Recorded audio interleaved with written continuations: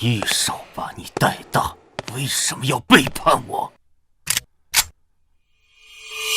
你是养了我18年，可你杀了我父母和我姐，这笔仇我一直铭记在心。你怎么知道？结束了，若有来世，我希望能有一个幸福的家庭。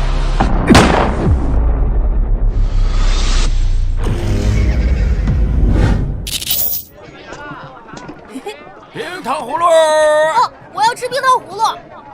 来一串冰糖葫芦，多谢。喏。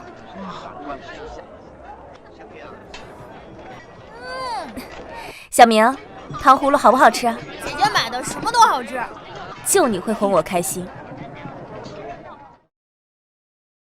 没想到我临死前许的愿望竟然真的实现了，这一次我一定会守护好家人的。死了！死人了！死人了！怎么了？哎，等等，哪里死人了？事儿啊？对啊。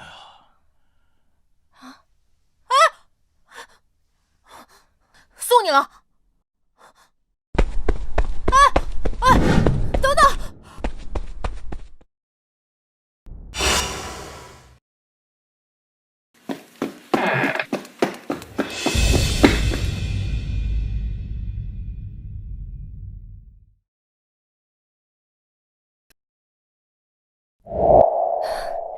没气了。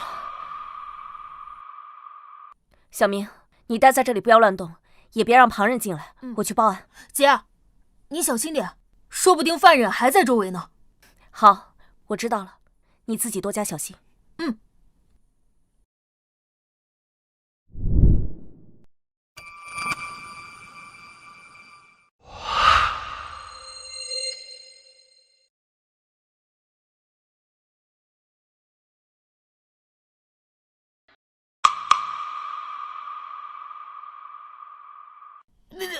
好臭！等等，气味怎么有点熟悉？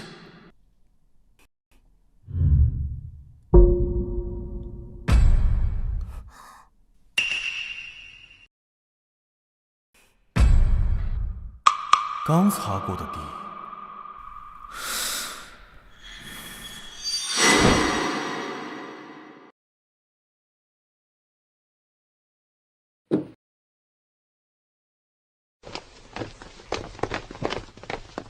都头就在里面。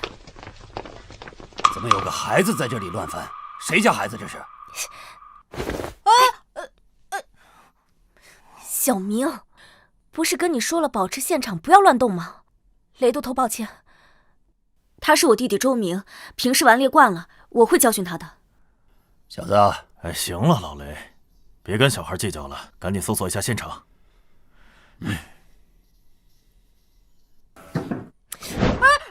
别打姐，我也是想帮你破案的。你不捣乱，我就谢天谢地了。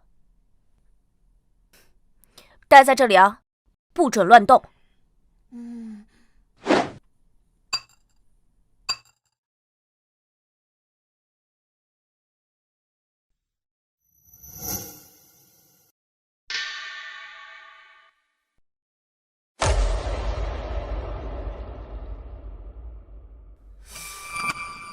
督头，死者身份已经确认，原是宜春楼的红官，名为晚霞。死者自己暂前赎了身，并落户于此，死亡时间大约在酉时以后。脖颈有很深的淤痕，但并未发现其他致命伤。老李，我大致都查了一下，死者的钱财尽失，许是带人入室劫掠杀人。啊？什么劫掠杀人啊？这不明显是熟人作案吗？又是你！熟人作案，去叫街坊打听一下，死者生前的熟人都有谁？是。阿弟，休得胡言，赶紧回家，莫要添乱了。唐姐，我说的都是实话，你拧我干嘛？你叫阿明对吧？啊，我听你姐提起过你，刚才你说是熟人作案，是不是之前有什么发现呢？一个小屁孩说的话你也信？集思广益嘛，姑且听之，说说无妨。这很简单，首先我检查过死者，他口鼻上有余温，关节灵活，说明死亡时间不长。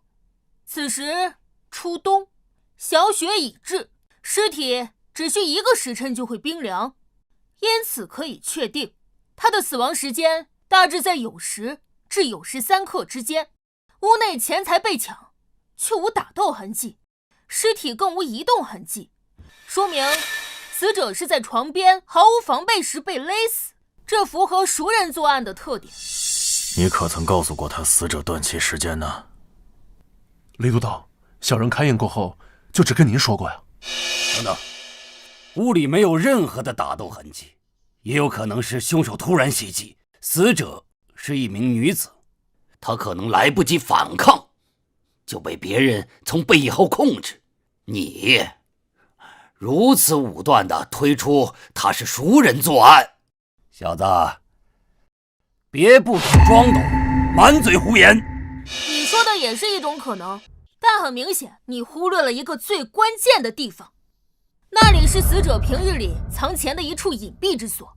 我也是察觉到那里的布块被人动过才发现的。请问，死者至今气绝不足1个时辰，假如是劫掠杀人，他怎么可能会在这么短的时间之内这么精确地找到藏钱的位置？我检查过其他地方，均未被动。假如凶手真是在寻找时瞎猫碰死耗子，恰好发现，那么多少也会动些其他的布块。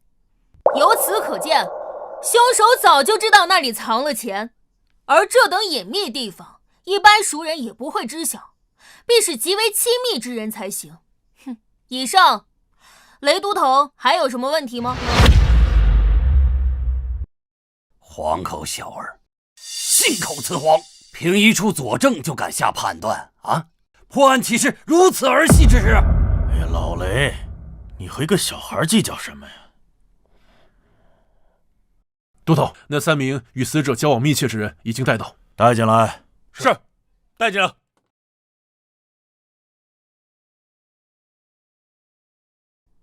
几位，说说吧，你们最近见到晚霞姑娘是什么时候？今日酉时，有人在何处？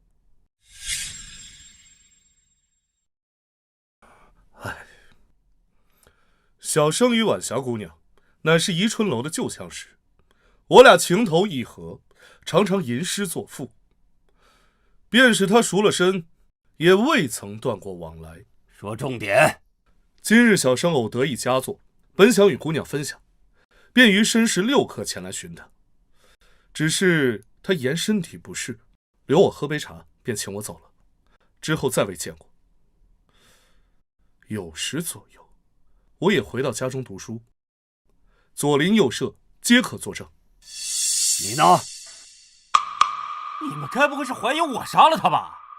我今天就没见过他。有时我在朱雀门下了差，而后手痒就去了赌坊，正赌得起劲儿，就被你的人带来了。他娘的，坏了老子的雅兴！属下确实在赌坊找到的他。是你？周燕，你认识他？都头，今天下午我和阿弟在街上逛街时，正是此人突然窜出，大喊死人了，才将我引来此处。这么说来，你才是第一个发现案件之人。周燕，还记得当时是什么时辰吗？刚过酉时3刻不久。酉时3刻，你来此作甚？如实回答。大都督饶命啊！这不是我杀的，我什么都不知道啊！知道什么说？说，都头，我和晚霞也算是老相好了。今天一早，他给我送信，约好了酉时与他相约。我当时也没想什么呀，酉时3刻我便来赴约，但是晚霞，美人我来了，都等不及睡着了是吗？晚霞，晚霞，死人了！死人了！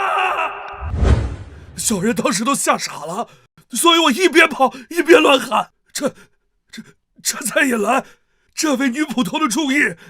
可是，都头大人，这晚霞姑娘真不是我杀的呀！都头，根据街坊们说，这个金老板与彩霞姑娘交游甚好，甚至还扬言要纳她为小妾。来呀，给我拿下！是，哎呦，冤枉啊！大老爷，带回衙门。等等，不用浪费这个时间，他不是凶手。又是你这小儿，你说不是就不是，你以为你是谁啊？周燕，好好管管你弟弟。哎呀，我的小祖宗，你少说两句吧。我可不是乱说的，我有证据。证据？行，你现在就拿出证据来。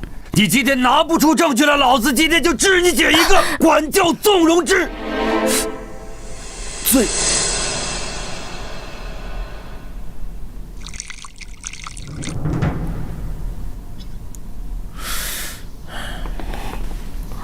别紧张，先喝口茶压压惊。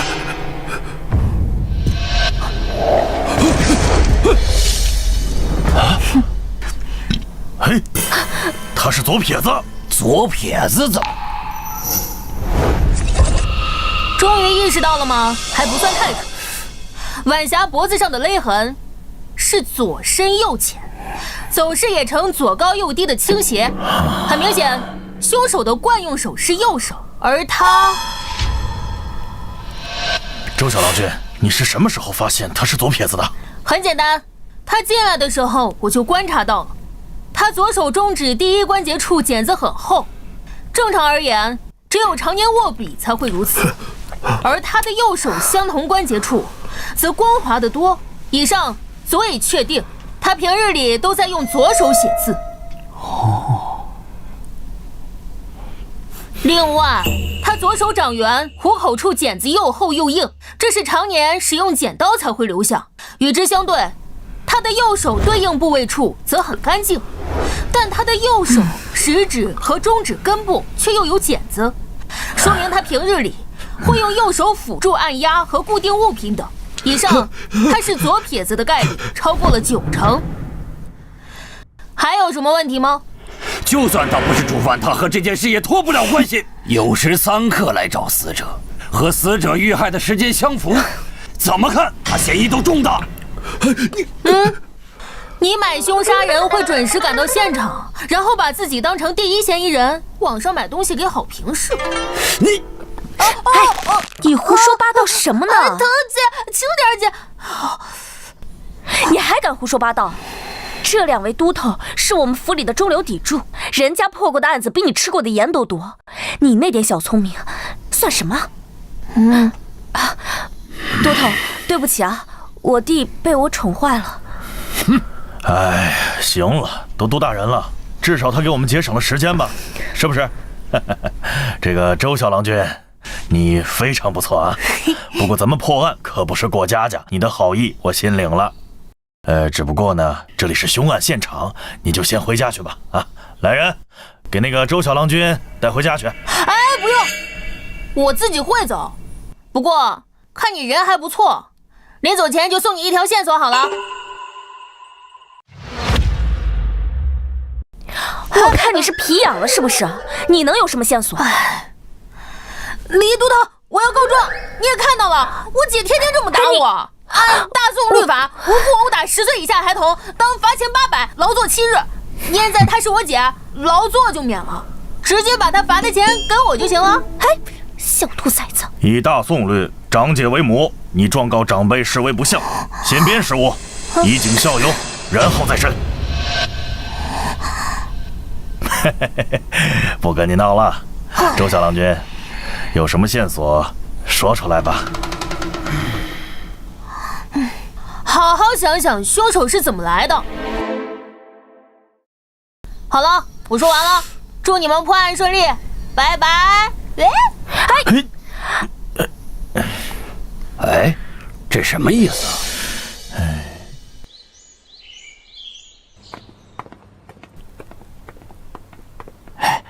周小郎君，这里就是你姐的宫厅，她正与2个都头上眼界，你稍等片刻。多谢老伯。哎，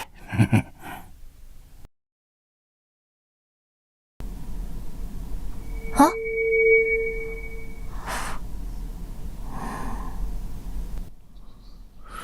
这是3天前的那个案子，他们还没破案。死者晚霞，前宜春楼红官儿，9时左右被勒死于家中，屋内凌乱，钱财被洗劫一空。根据卷宗，最近半年有3人与他走得最近，皆是以前老主顾。这是那3人的口供。我明白是怎么回事了。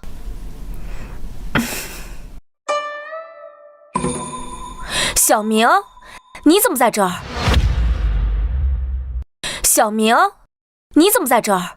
姐，你还记得我这个没饿死的弟弟啊？我还以为你把我忘了呢。那不是府里最近太忙了吗？再说了，我不是给你留了米面吗？你觉得我会做饭？我下次注意。等等，你是不是翻看我卷宗了？臭小子，欠打是不是啊？哎呀，姐，我这不是看你3天没回来，怕你太累，想帮你破案吗？再说了，以前爹在的时候，他也经常拿卷宗回来看，我也没少偷看。那能一样吗？以前爹娘在的时候，凡事都有他们顶着。现在你不捣乱，我就谢天谢地了。哎呀，姐，知道这案子压力大，所以特意来帮你。离破案期限还有2天，没问题。你怎么知道府尹限定的期限啊？哎，简单，平日里命案虽重，却不会让捕快有家不能回。这次反常，压力定来自上官。我听闻，这任汴京府尹已任职5年，却一直未得升迁。加上半月前吏部侍郎告老还乡，他一定会生出想法。这个时候汴京府里发生命案，你说他急不急？至于5天，是我猜的。阿明，我发现你真的不一样了。我这是3年不明，1鸣惊人。说你胖，你还喘上了？那你这么厉害，你知道凶手是谁吗？哼，我当然知道。周燕，你让人找我们来说案情有新进展了，是怎么回事？关于这一点，还是让我来解释吧。钟明，你怎么在这儿啊？我弟弟是来看我的。看你就看你，扯什么破案呢？这案子我已经破了。什么？可当真？不是，你真信这一个9岁小孩说的胡话呀？府尹大人给我们的时间就剩2天了，这个时候听听小郎君说什么也无妨嘛。咱们都破不了的案子，凭这小屁孩？我本来就是来帮我姐的，你们爱信不信。哼，小小年纪口气还不小，我还就不信了。我们这些老吏破不了的案，你能破？那要是我真破了呢？真破了，真破了，老子随你处置。好啊，那你敢不敢和我打个赌？怕你不是好汉。哎，老雷，你和一个小孩，你赌什么赌？你别拦我，今天非杀下他的气焰不可。赌注是什么？要是我赢了，你从今往后在府衙里见到我姐就得客客气气的，她说什么你就听什么，不许犟嘴。我输了当你儿子都听。你输了呢？我怎么可能会输啊？小兔崽子你！好，我要是输了，我姐随你处置，这总行了吧？一言为定。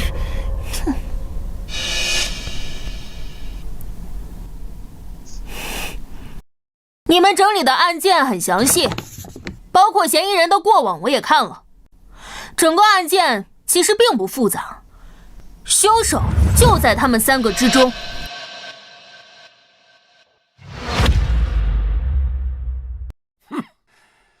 我还以为能有什么高论。我们自然知道他们3个人的嫌疑最大，但孙茂才和于成山2个人在案发时，一个人在家读书，一个人在赌坊豪赌，皆有人证。至于嫌疑最大的金世昌，之前不是被你亲自排除了嫌吗？你们的断案思路错了。我那天说死者丢了不该丢的隐秘之财，你们愣是一个字都没听进去。什么意思啊？死者当天在家里等人。不是，谁告诉你的？很简单的推理，他的房间那天特意打扫过，桌子上放了一碗刚喝完的残羹，茶壶里的茶叶也是新的。这一切都说明他在等人，而这个人必然与他非常熟。这一点我们当然知道，只是始终没有找到那个人而已。当然不止这些，我说过他丢了不该丢的钱财。根据金世昌的供词，他是酉时3刻去的晚霞家，而孙茂才是申时3刻去找的晚霞，再算上他喝茶的时间，最起码晚霞申时4刻还活着。假设孙茂才走后，晚霞立刻被杀，那离金世昌的到来也仅有1刻钟的时间。我之前就说，能知道他那么隐秘藏钱地方的人，必然是极为亲近之人。而在这半年里，和死者走得最近的，只有他们3人，所以凶手必为他们3者之一。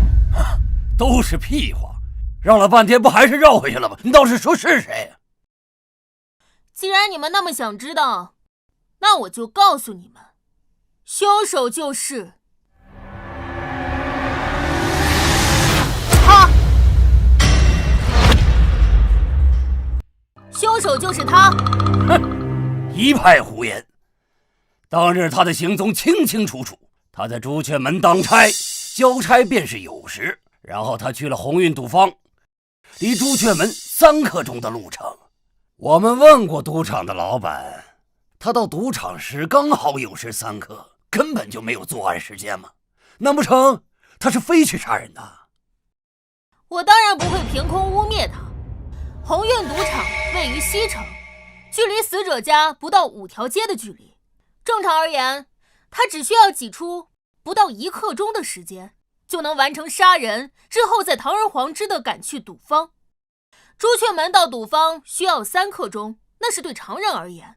实际上在汴京有一条路，只需要2刻钟不到的时间便能赶到，只是那条路正常无法使用。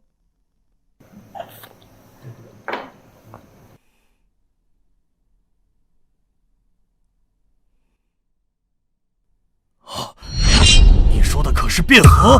不错，正常穿街过巷当然费时费力，不过走水路那就大不一样。而恰巧汴河是一条南北走势的河，只需要走水路就能刚好节省1刻钟的时间。这只是你的臆断，根本就没有证据。况且汴河只有在漕运时允许行船，现在如何能行走？谁告诉你他坐船了呢？汴河的水流并不湍急，如今虽是初冬，却未上冻，只需小心潜水就能掩人耳目。因此他到达死者家中的时候，必然全身湿透。我检查过案发现场，椅子上有潮湿的痕迹，地面上也刚刚被擦过，想必就是为了遮蔽滴落在地上的水渍。还有凶手和死者的关系，死者家中必然有凶手的备用衣物，所以他必然是蓄谋已久。到达死者家中的时候，没有任何犹豫，勒死对方，然后处理掉水渍，换上备用的衣物，赶去赌坊。前后时间正好对应，刚刚好把他摘了出去。你的这个想法太异想天开了。我问你啊，既然你说晚霞专门在家里等他，为什么又要让人请金世昌有事过去？谁告诉你金世昌是晚霞请的？于成山早就知道金世昌与晚霞的关系，于是他就想嫁祸栽赃。根据金世昌的供词，晚霞并不是当面邀请了他，而是一封有晚霞笔迹的信送到了他的布庄。很明显他被骗了。于成山在确认好作案时间，并邀请金世昌赶去晚霞家，而他到达的时候正好撞上刚死不久的晚霞，再加上2人本就有私情，到时候有嘴也说不清，案子一下就变成铁案。唉，可惜啊。于成山平日里并没有接触过他，不知道他是左撇子，要不然呢，这案子都已经结了3天，我姐也不用跟着你们在这受罪。你阴阳谁呢？还有什么问题吗？有，我再问你啊，如果这一切都是于成山计划好的，他为什么要去杀他的姘头？更别提他一个普通的小吏，怎么想到如此周密的计划？我几时说过于成山是普通人？他是北辽的细作。什么？阿明，你知道自己在说什么吗？不可能，那于成山是城门吏，他的户籍我们早就查验过了，他是泸州人士，12年前前来汴京投靠亲戚，泸州府那边户籍、年龄、时间都对得上，冒名顶替而已。那天在案发现场，于成山虽表现外表粗鄙，可他却站姿挺拔，走路时右手摆动极小，这是常年军武的特征。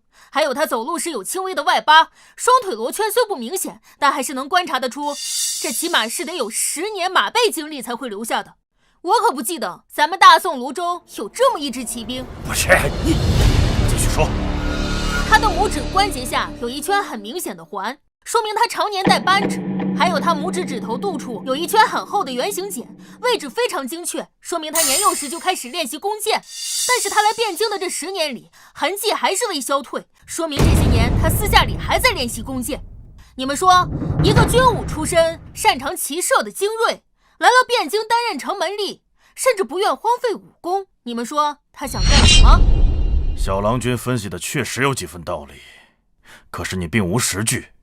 这于成山毕竟是城门司的人，如果我们贸然抓人的话，仅以推论肯定是定不了罪。万一时间拖长，城门司前来要人的话，恐怕不好收拾。所以他是细作的事，你有几成把握？10成。好，那我就陪你赌一把。老雷，准备抓人。别冲动。小子，你分析的头头是道，但是有没有点那个实质性的证据啊？我们这样空口白牙的去抓人，事后要是有什么事儿的话，你姐也脱不了责任。我有2个实质性的证据。有证据你不早说？你给我机会说了吗？不是你，好，现在能说了吧？破案之道，万变不离其宗。想要定案，无非就是需要人证和物证罢了。这个案子想要人证，几乎是不可能了。但是物证，那就大不一样。你有物证？我们先简单回顾一下这个案子。3日前，于成山与晚霞约好见面。酉时，于成山交了朱雀门的差，利用汴河的暗流，在酉时1刻至酉时3刻之间赶去了晚霞家中。怎么弄成这样啊？快进来，喝杯热茶暖暖身子。之后，于成山被引到了屋内，坐在了椅子上，留下了水迹。于成山并没有多待，因为他知道金世昌可能随时都会来到。我去给你拿干衣服去。所以他就趁着晚霞帮他拿衣服的时间里勒死了他。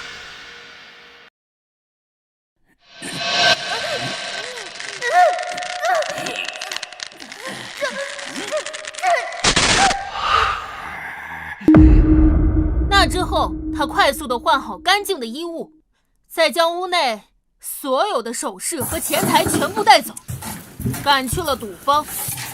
就在他走后不久，金世昌来到。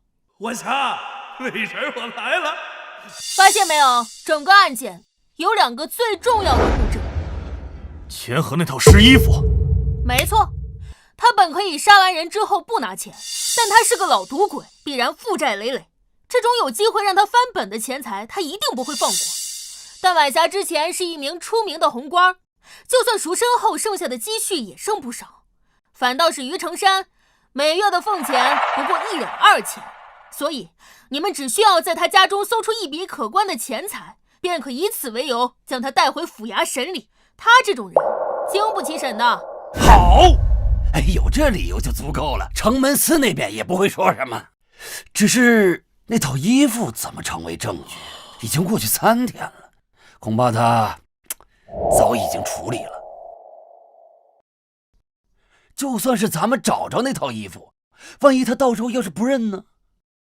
只要你们把我带去，我会让他承认的。啊？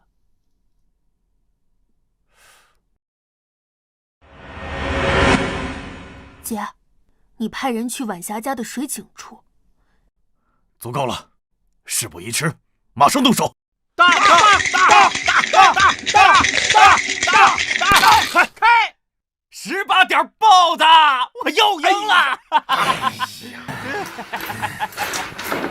于哥，你今晚这手气还真棒啊！嘿嘿，还行还行。这么晚了，是谁来了？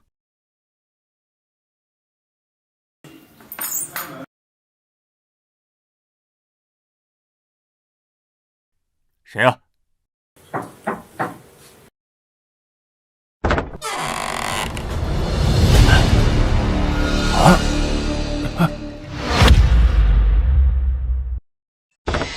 是你！别动，把刀交出来！于兄，怎么回事？汴京府办案，统统别动！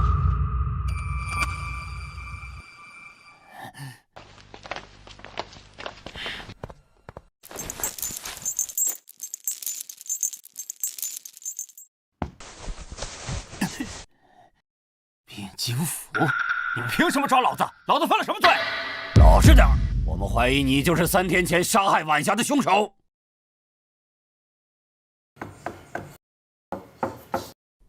阿明，你干嘛呢？哎，找证据，说了你也不懂。臭小子！你们到底要干什么呀？3天前那婊子死和我有什么关系啊？我都告诉你们了，下了差之后，我直接去的赌坊，哪有时间去杀他？没错，于兄在我们城门司任职10年，他什么人，我们最清楚。你们汴京府的案子破不了，就栽赃到我们城门司头上，还要不要脸啊？闭嘴！我们来抓他，自然是有证据的。证据？证据在哪儿呢？倒是拿出来啊！我告诉你们，老子虽只是个城吏，但这些年认识的人脉也不少。今天要拿不出证据，我跟你们没完！都头，找到了。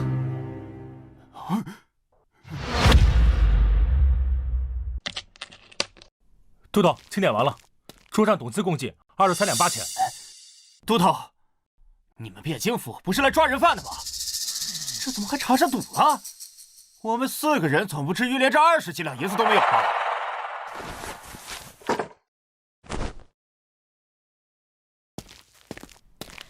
我检查完了，都是50两的大银，一共150两。哼，23两白银当然可以有，可是于成山，你每个月月俸1两2千，这150两白银是从哪儿来的？你们汴京府没事干了，老子有钱也碍着你们了。骂谁呢你？再敢无言，小心你的皮！好得很。你们今天最好把老子弄死，不然等老子出来，定去敲御史台的明冤鼓。你爱去哪儿鸣冤去哪儿鸣冤，但你现在必须给我解释这些白银是从哪儿来的。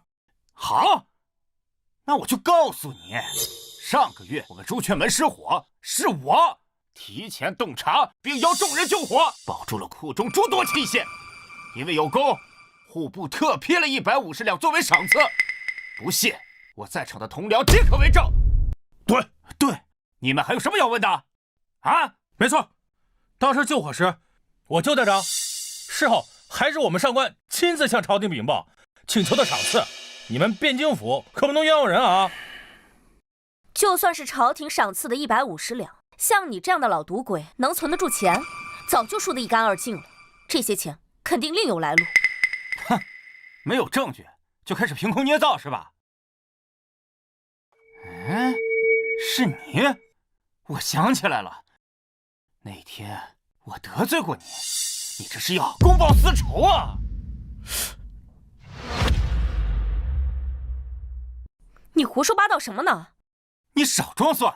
那天晚上在朱雀门，你背着你弟弟求我开门，你敢说不是你？小叶，怎么回事？都头，是1个月前，我弟弟突然落水，晚上便发了高热。你也知道，我只有这一个弟弟，于是我便背着他去医馆求医，但他实在病得太严重，内城的医馆已经无能为力，只有外城的薛神医擅长此症。君爷，求求你让我们过去吧，我弟弟快撑不住了。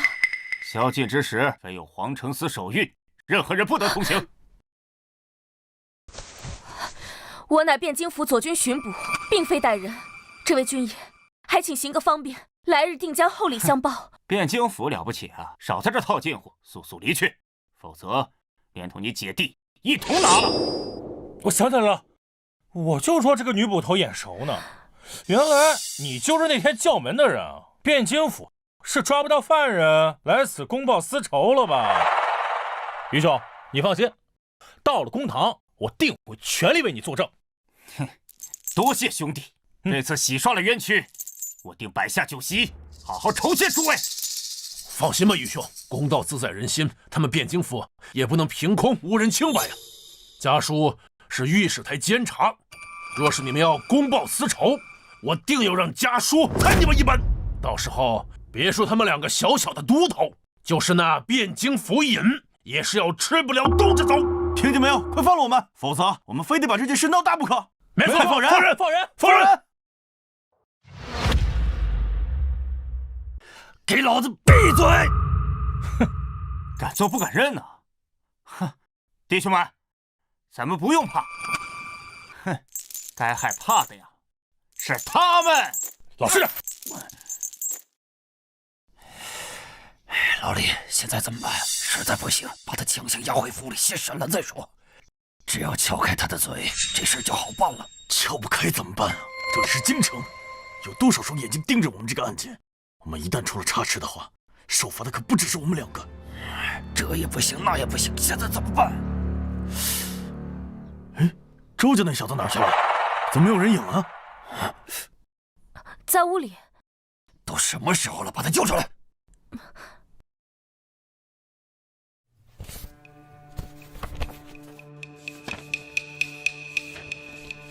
小明，快出来，雷都头找你呢。知道了，姐，马上来。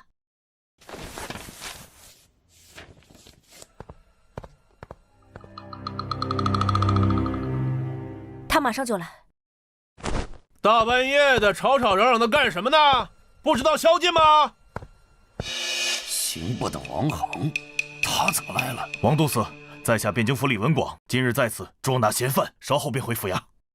哦，原来是汴京府的同僚在此办案啊，失礼了啊！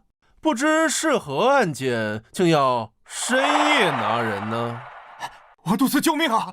救命啊！小人是冤枉的，汴京府破不了案，就要拿我顶罪，他们根本就没有证据，你一定要为小人做主啊！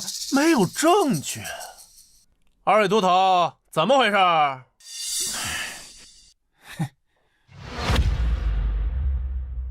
啊，都司，此人与3日前的杀人凶案有密切的关联，嫌疑巨大。只要让我们带回去审理的话，自然就会水落石出。带回审理？这么说，你们是真没有证据？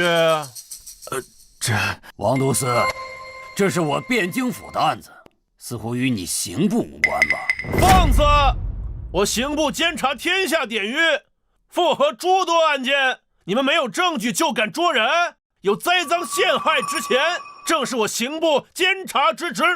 今日你们若拿不出铁证，休想把人带走。都司英明，你们听见没有？要是拿不出证据，就赶紧把我放了，否则王都司在此，定治你们一个滥用职权、栽赃诬陷之罪。周捕头，那东西已经捞上来了，果然在死者家井里。谁栽赃诬陷了？好啊，差点把你给忘了。都司，就是这女捕头陷害我。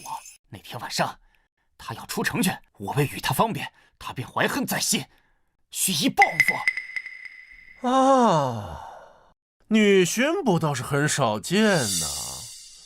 听闻过世的前任大理寺卿家有一千金，不爱红妆，爱武装，整天嚷嚷要当什么神捕，便是你吧？要我说呀，这破案捉贼乃是男人干的事儿，你一个女孩子家的，断什么案子啊？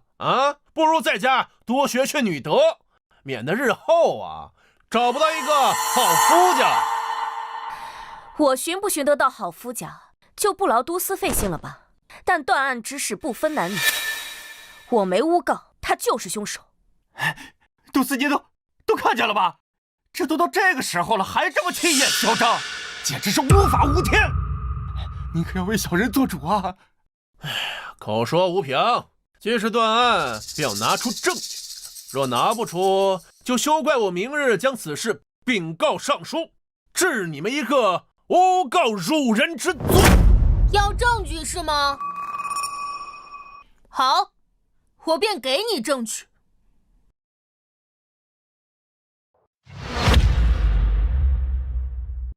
哎，你小子从哪儿冒出来的？杜斯，他就是这女捕头的弟弟。那天晚上，就是女捕头背着生病的他想要出城，他也是蓄意报复。这孩子是你们汴京府的捕快啊？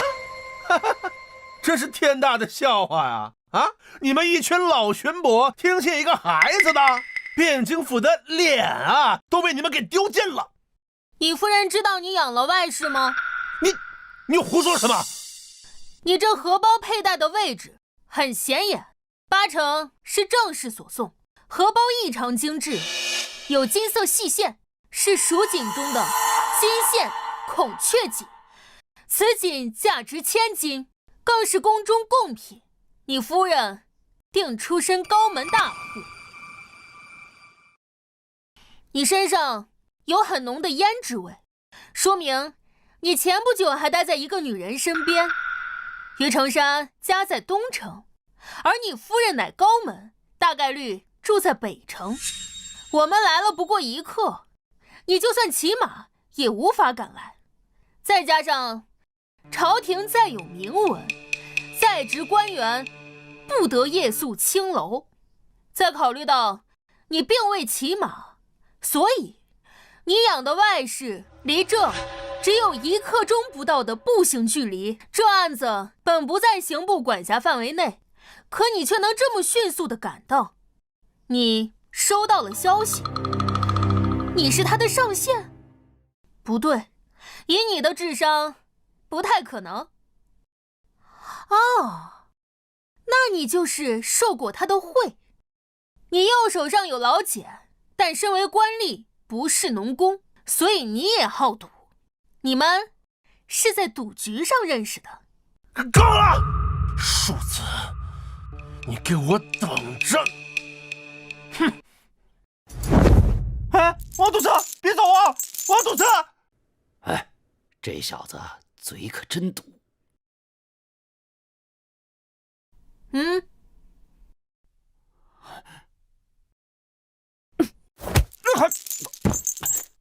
都到这份上了，咱们就开门见山。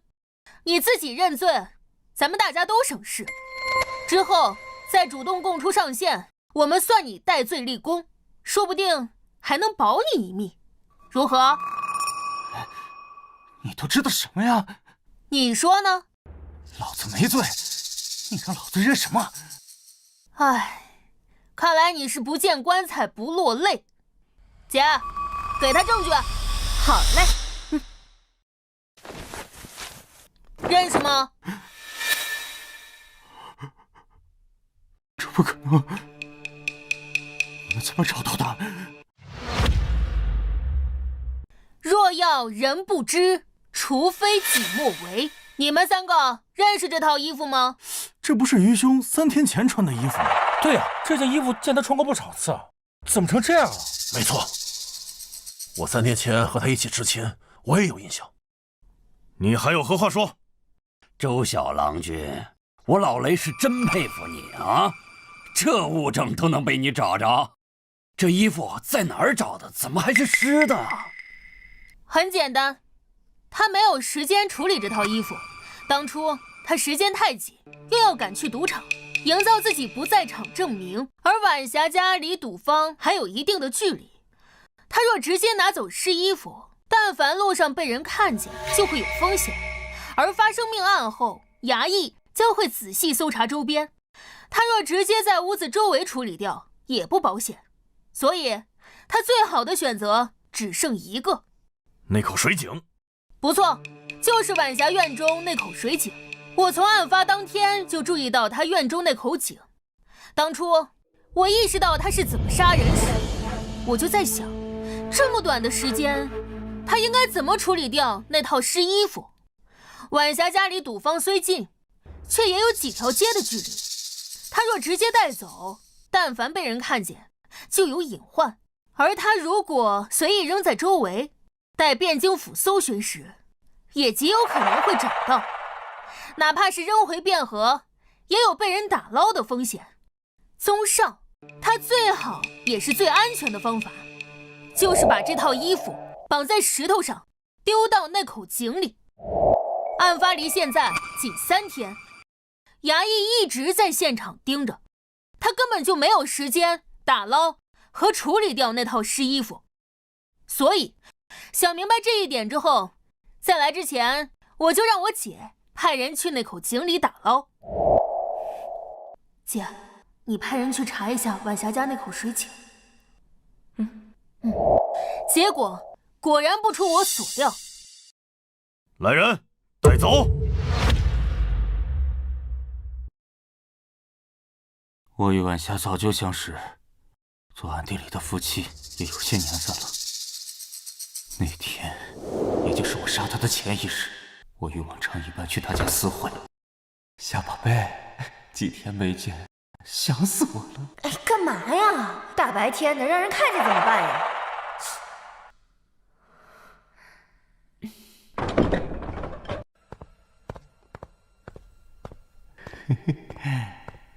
就咱俩这关系，还怕被人看见？别动我！你坐下，我有话要跟你说。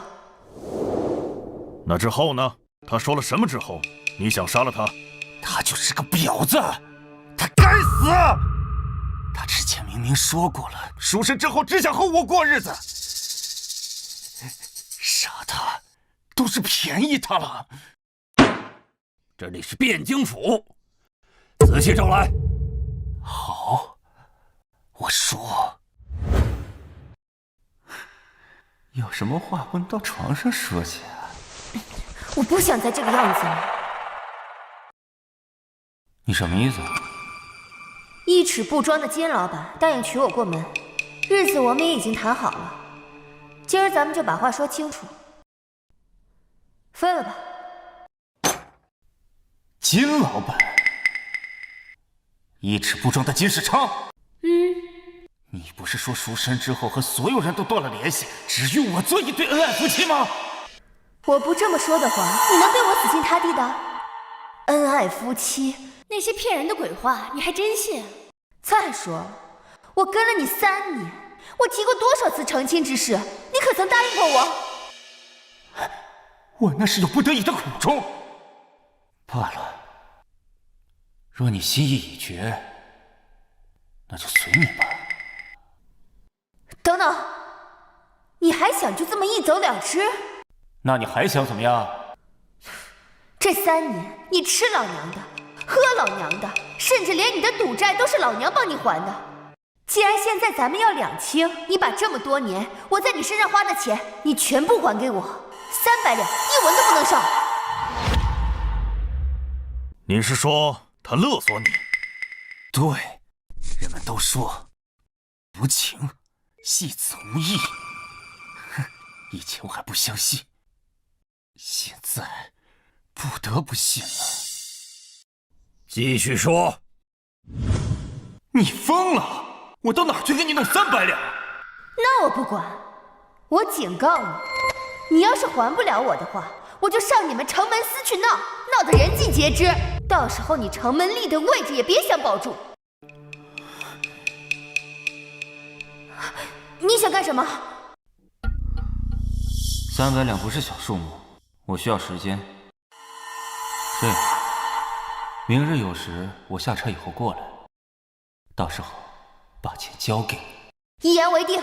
那明天我在这儿等你。300两银子对我而言根本无法凑齐，我回家之后难以入眠，最终只能行凶杀人。第二天是你假借晚霞的名义邀请的金世昌，意图嫁祸。是。杀人之后，是你劫走了死者的全部钱财。是。钱财呢？被我熔成银锭了。你们在家里找到的那3枚就是。周燕，让他签字画押。嗯。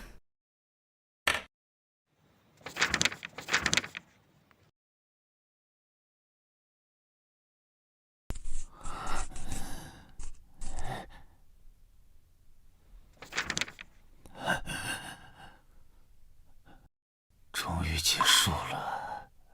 晚霞案的罪名你已经认了，那我们就聊聊别的罪名吧。辽国让你来我们这里的目的是什么？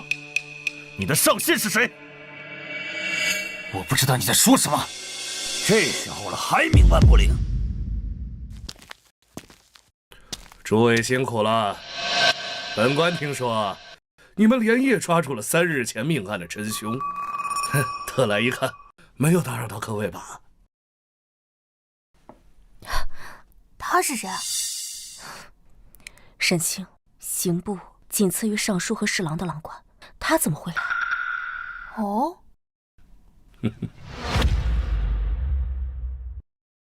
见过郎中。免礼。本官不请自来，诸位不必拘谨。他就是凶犯，可曾认罪？已经签字画押了。大人可否要看一下？周燕。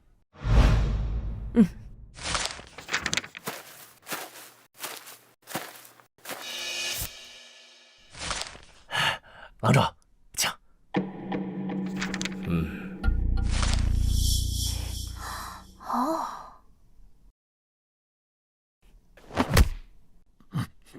干嘛？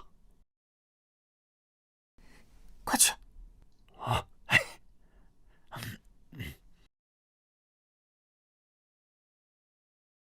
啊！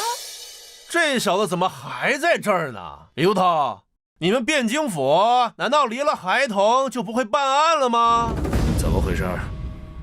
郎中，之前就是这小子在办案现场胡言乱语，干扰下官与李都头等人办案。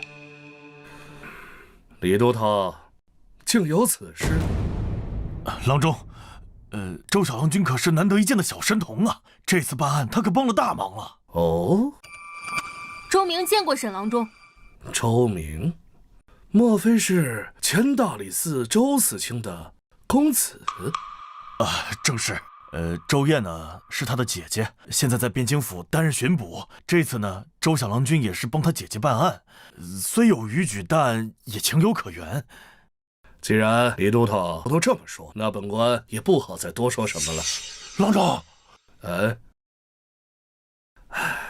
李都头，口供我已经看过了。既然罪犯已经认罪，那按规矩便应该送给我刑部复审。这择日不如撞日，本官现在就把他提走，好吗？郎中，这恐怕不符合规矩吧？如果按程序来说，此等重要的犯人移送刑部的话，需要刑部的文书，还有中书门的命令才行。要上命。好，王都司。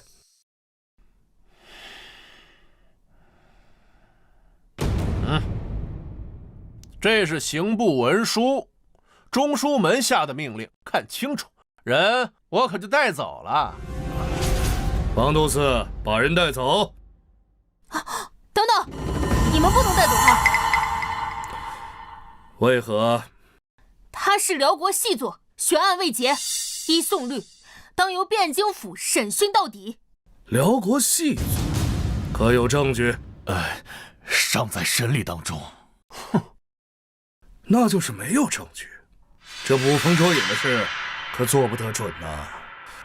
还是把人交给我们刑部吧。王都司，带人走。我说了，你们今天带不走他。李都头，你们汴京府就由着是一个孩童胡闹吗？周小郎君，你看这人不能给他。好得很呐，李都头，这刑部和中书门下的文书我已经给你。之前我顾及你们汴京府的面子，一忍再忍。若这孩子还是不知好歹，阻扰公务，休怪本官翻脸无情了。是谁将沈兄气成这样啊？陆兄，些许小事，没想到把陆兄也惊扰来了，罪过。沈兄此言差矣啊，公事无小事，还是与沈兄交接好。李都头，如今什么情况了？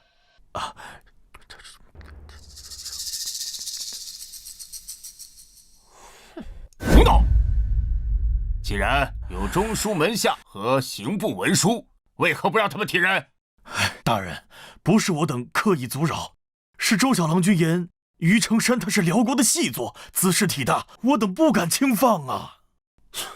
还周小郎君，哼，一个9岁娃娃的话你们也信？真是滑天下之大稽！冤枉啊！冤枉啊！小人这样的哪会是什么细作？沈郎中、府尹大人，你们就算把小人审死在牢里面，我也什么都不知道啊！放肆！府尹大人面前岂能任由你胡言？再不住口，大刑伺候！沈郎中，按理说，你有中书门下和刑部文书，我们不该阻拦。可你也知晓，这辽国和大宋乃是百年死敌，这细作之案关系甚大，不怕1万，就怕万一呀！万一出现什么差错，本府可担待不起。不如今日你先回，犯人让我再审几日，若真审不出什么问题，再交给刑部，如何？陆府也说笑了。这中书门下和刑部的文书俱在，我若是这么回去，他也不好交代呀。自不会给沈兄带来麻烦。3日如何？汴京府再审3日，即刻送往刑部。太久了，就今晚。用不了这么久。让我来审，我现在就能让他招供。笑话，黄口小儿也会断案？陆府尹，你们汴京府该不会连办案的本事都没有吧？我们汴京府人才济济，何须外人？李都头，雷都头，你们立刻审案，务必以最快时间审出结果。是。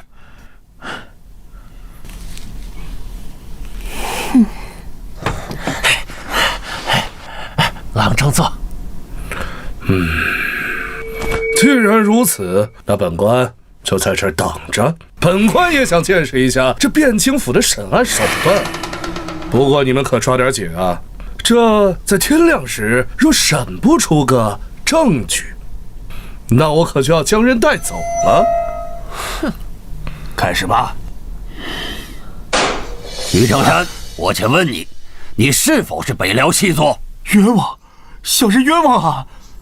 小人是杀了晚霞，但那是因为那女人贪得无厌。至于什么北辽细作，小人当真不知啊！我问你，你拇指上弓箭极厚，非经年累月的老射手不可能有，而且拇指上带扳指明显，以上皆说明你非但早年善射，而近年也常常晚弓，你作何解释？说，村里生活不易，早年间我随猎户进山学了弓箭，至于到了汴京，我虽在城门司，但也有进取之心，因此私下里一直练弓，希望有朝一日能通过皇城司的考核。都头，若这都是细作的证据，那整个汴京岂不是遍地都是细作？你的这双罗圈腿，这分明是常年骑马所致，这又是怎么回事？山中猎物需到城中售卖，早年间我常骑驴往返，这才裸腿。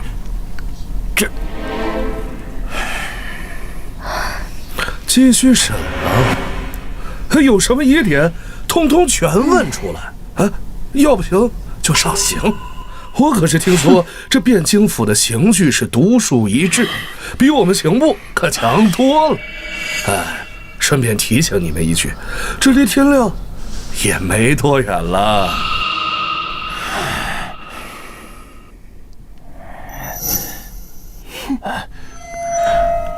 周小郎君，干什么？小郎君真能让这厮认罪吗？你不信，瞎问什么？好，我愿立军令状，我若审不出来，就把我姐赶出汴京府。小明，行吧。那倒不必。我说完了，该你了。我？对啊，我若审不出来，甘愿受罚。但我若要是审出来了，那是不是也该有赏呢？不过我年纪还小，要赏赐也没什么用。如果我审出来了，就直接把功劳算在我姐头上。好，既然你那么有信心，那我们就一言为定。陆兄，你不会真的相信这孩子能审出什么来吧？沈郎中此言差矣。自古以来，年少成名者不在少数。甘罗12拜相，项佗7岁为圣人师，曹冲6岁称相，便是本朝亦有燕相14高中。我观周小郎君亦有此相。人皆言陆府爷豁达从容，今夜深谈，才发现这陆府爷也深谙自我安慰之道。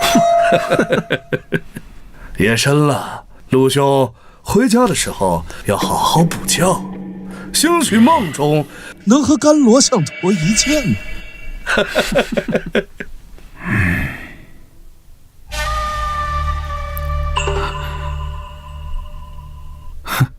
小子，他们那么些人都没有审动我，连大刑我都扛过来了，你该不会以为你能审出点什么吧？谁说我是来审你的？你是辽国间谍，这一点都摆在明面上，根本就不值得一审。小小年纪，大言不惭。于承山，幽州人士，12年前奉辽国命令南下潜伏，伪造身份，混入汴京，后入职城门司，一直窃取情报，暗中串联上下，为辽国走私盐铁等违禁品。不敢相信我怎么知道这些的吗？好，那我今天就让你死个明白。都到这份上，你该不会还心存侥幸，认为自己能活下来吧？你说什么？我听不懂。听不懂我就揉碎了，好好跟你解释解释，也让你明白你现在的真实处境。像你这样的探子，一般都是精挑细选出来的，培养不易。你虽职位不高，可朱雀门的城门吏却是重要位置，平日里能接触到很多关键信息。就算你被捕，也一定会有人来救你。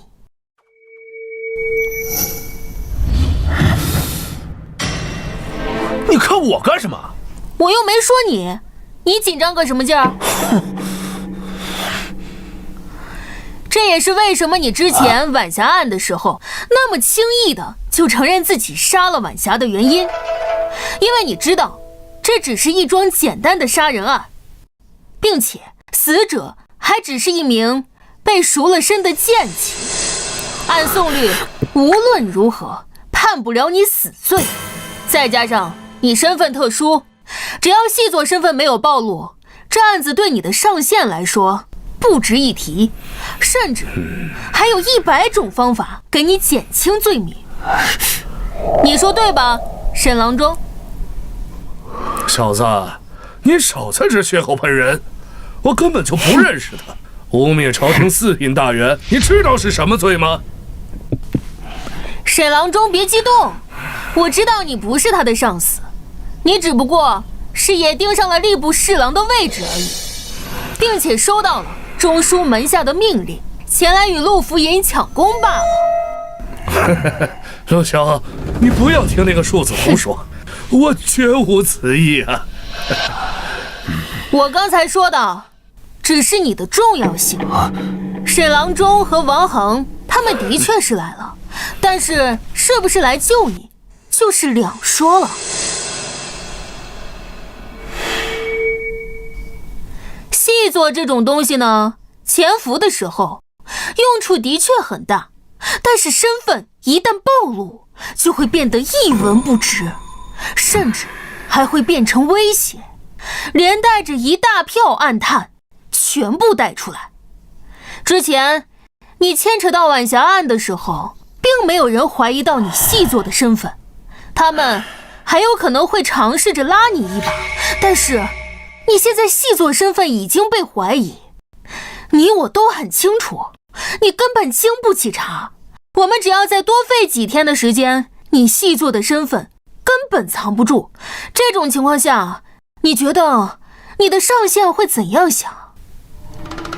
看来你也很明白，现在最想让你死的就是你的上线。我之前在你家说的话仍然有效，你主动交代，我们算你投诚，还会全力的保你一命，如何？我不是细作，交代什么？不愧是专业的暗探，你心里早就做好赴死的准备。你这种人替辽国死，唉，可惜。哼，庶子，你口口声声称他之为辽谍，可是他自始至终他都没有承认过，难不成就凭你一张空口就要定罪？唉，夏虫不可语冰。你说什么？我刚才就说过，他是辽谍这件事都已经摆在明面上了，居然还有蠢货不懂，那我就勉强再来解释一下。首先，第一点，他的身份户籍是伪造的，他是燕云16州的幽州人士，不是泸州人。哎，何以见得？刚才他不是已经解释过了手上茧子的事儿和罗圈腿的事儿吗？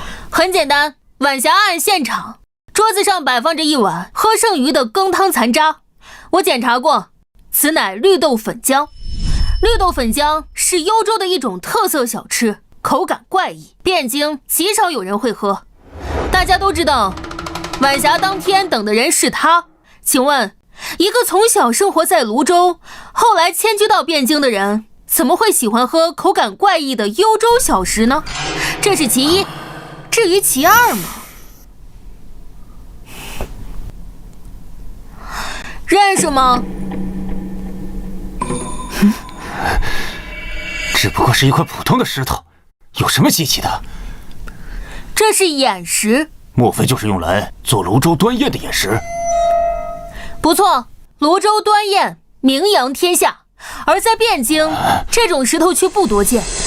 但是在泸州本地，却到处都是卖这种石头的商铺与小贩。奇怪，你一个泸州籍人士，竟不认识这种有名的家乡特产。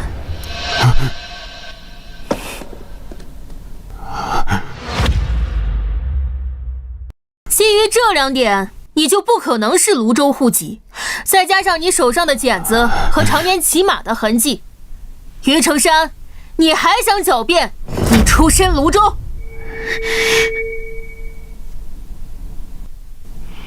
我承认我在籍贯上撒了谎，但我不是细作，我是幽云的汉人，只是受不了辽人的压迫，这才难逃，但又怕引起宋人的怀疑，这才伪造了户籍。但我真的不是细作呀！你不觉得你说的话很可笑吗？伪造户籍，在大宋伪造户籍，特别是迁到汴京来的户籍，你知道有多难吗？上上下下要打点多少关系，经过多少衙门，就凭你一个逃难来的普通人？我不是细作，我什么都不知道。府尹，到现在这小子还冥顽不灵，动大刑吧。不必，我会让他开口的。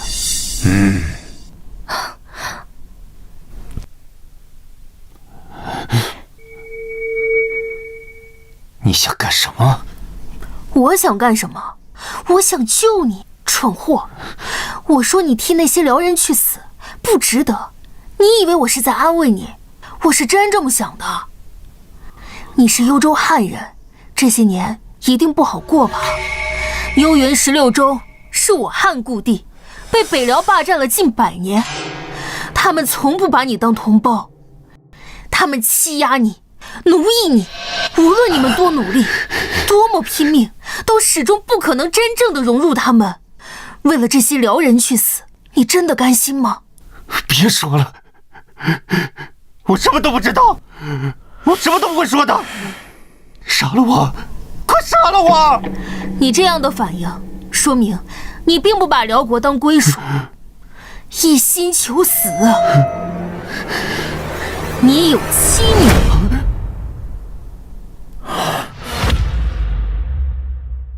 你都知道什么了？我知道的很多，多得超乎你的想象。认识这个吗？哪来的？怎么会在你手上？还给我！我从你屋里找到的，在你枕头底下。是你女儿送给你的？这福袋的用料并不好，只有中间用了红布，说明你家里并不殷实。这福袋里面放了5根桃木，是用来祈福转运的。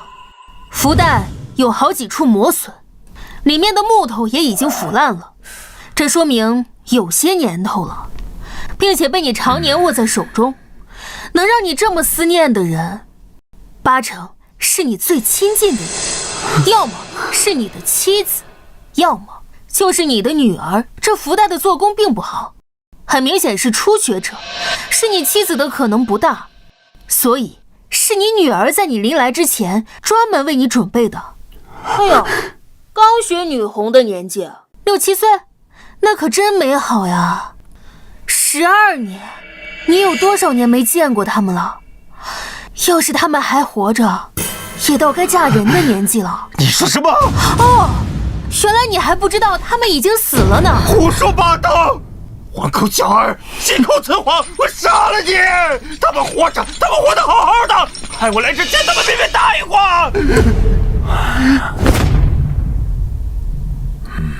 这么说，你承认你是被派来的了？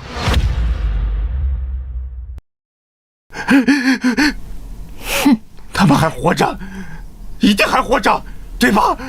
你都已经知道答案了，又何必来问我？你比我更清楚那群辽人的德行。你离开家门的那一刻起，家里没了男人，他们在燕云的下场，你比我更清楚。不会的，他们答应过我，他们答应我会照顾好他们的。你竟然相信那群辽人的信誉？你很明白，敌国间谍这种事情基本上都是有去无回的，而你踏入大宋的那一刻起，在那一群人眼里，你就已经和死人无异了。所以你说他们对死人的家眷通常是怎样的？不，你骗我，我不信你，你骗我！信不信是你的事，还有什么想说的吗？唉，何必呢？现在你细作的身份已经坐实了，就算死撑着不交代，那无非也就是让我们汴京府多费些功夫罢了。听我一句劝，那后面的刑具可就不是靠意志就能熬过来的了。你现在主动交代，我还能请府尹保你一命。于成山，你若现在供出其他暗探，本官保证定留你一条性命。这可是你逼我的。于成山，我告诉你一个秘密，其实你在大宋还有一个孩子。这样，我们做个交易，你主动供出上线，我就告诉你那个孩子的下落。我不信你，你先告诉我。好，但你要保证，我说了之后，你要主动交代你知道的一切。好。之前的晚霞案，你说谎了不是吗？这种9真1假的谎言最难揭穿。你当时说晚霞威胁你拿出300两银子，不然就天天去找你闹。但事实上，以你的手段，怎么可能会把一个娼妓的这点威胁放在心上？所以，他必然是拿捏到了你的痛处。他发现了你细作的身份。你这些都知道？这世间的秘密最难瞒的就是枕边人。我检查过晚霞的住处，还仔细看过汴京府的卷宗。晚霞的住处有许多与男人共同生活的痕迹，而那个男人，毫无疑问就是你。凭什么？那个婊子情人那么多，留宿的不知道有多少，你凭什么就断定是我？你错了，他只有你一个男人。不可能！不敢相信吗？也正常。我知道的时候也震惊了好久，但事实就是这样。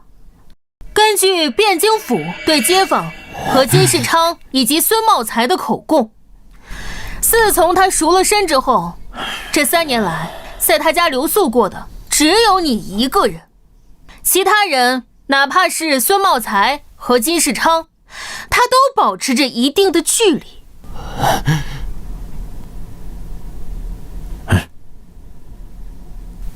不可能，这不可能！你在骗我！那你知道她怀孕了吗？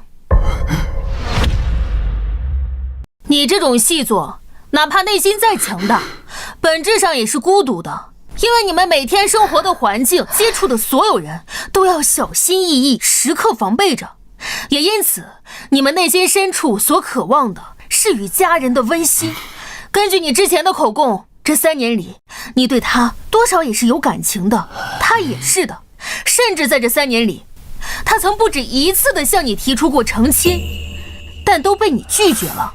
他本来已经想放弃了，但直到发现怀了你的孩子，后面的事你比我更清楚。不可能！他说那些绝情的话，还逼我拿出300两银子，还说要嫁给金世昌，还说要跟我断绝关系。他找你要钱，是因为你又拒绝了他。他怀了你的孩子，若不找你要钱，怎样抚养腹中的孩子长大？金世昌确实向他提出过成亲，但根据他的口供，他亲口拒绝了他。他做的这一切，都是因为他怀了你的孩子，而你却亲手杀了他。你今晚是夜柴，我包了些炊饼，都是你喜欢吃的豆沙馅。当家的下差累了吧？来烫烫脚。我呀，还给你温了你最爱喝的烧酒，还给你炒了2个小菜。我或许会骗人，但尸检不会。在案发当天，仵作在死者腹中发现了一名胎儿，只有3个月大，是你的孩子。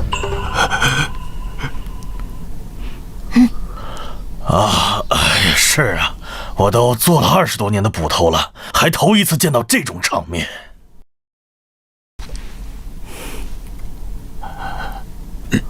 我怎么不知道时间？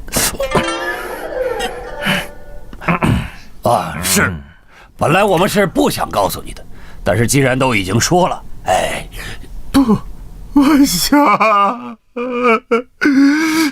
该死！我都干了什么？我不配活着！杀了我！你们快杀了我！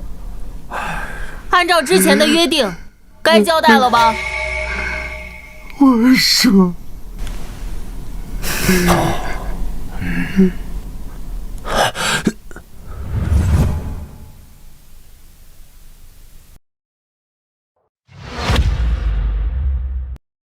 ，2位都头，事不宜迟，立刻开审。是。你既然愿意交代，便从实招来，说你是受何人指派来我大宋，任务为何？你的上线是谁？你们用何种方式取得联系？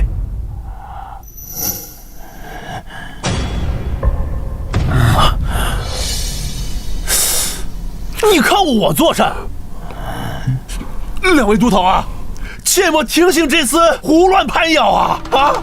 王都司，他他还什么都没说呢，你慌什么？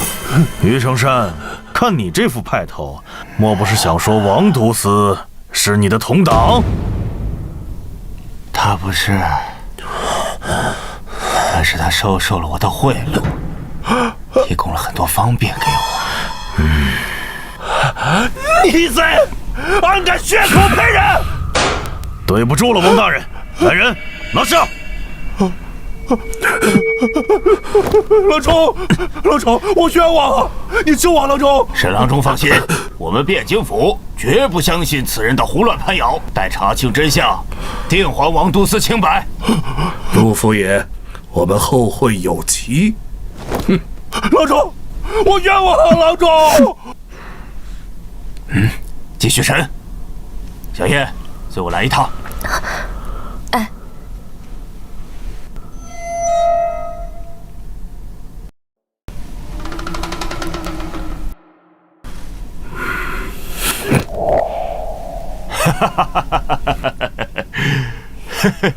周小郎君，此次你可是首功，本官要好好赏你。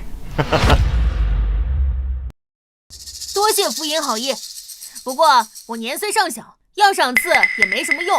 若府尹真想赏，不如赏我姐。哎呀，叫什么府尹啊？平白身份了，叫世伯。至于你姐，自然会有赏。小叶，此案中你也立功不小，不过细作之案，关系重大，具体什么功劳，还需上报中书门下才可定下。嘿，你先委屈几日。多谢府尹。哎，谢什么呀？生分了，生分了。哎，说起来啊，你父亲生前与我同朝为官，如今是该对你们多加照拂才是。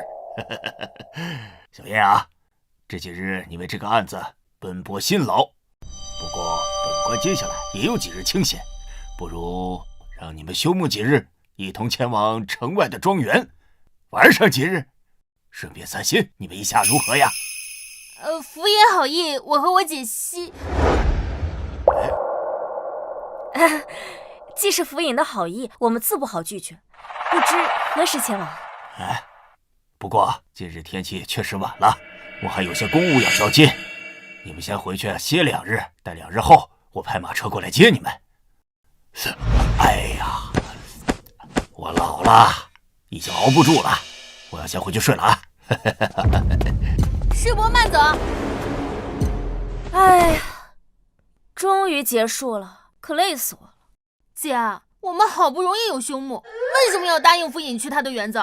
我看那个府尹虽表面清正，但他印堂狭窄，有阴晦之相，不像好人。不可胡说，府尹官威极好，且对我有恩。若不是他力排众议，我这女子之身也当不上这汴京府的捕快。以后啊，不可胡说了。哦，那我不说他了。哎呀，累死了，我们赶紧回家吧。不过阿明，我竟没在尸检文书上看到晚霞怀孕了，还好你细心。不过这于成山也太坏了，自己的孩子都下手了。哎，姐，我骗他的，你还真信？不是，那你说晚霞对他一片真心也是？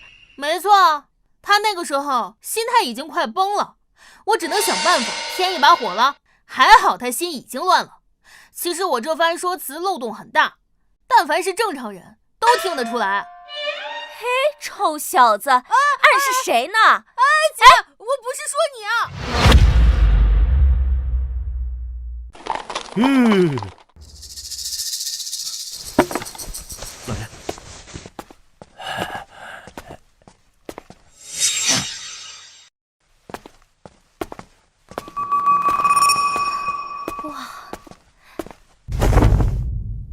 两位贤侄，这位是吴管家，跟了我30多年，对庄内之事了如指掌。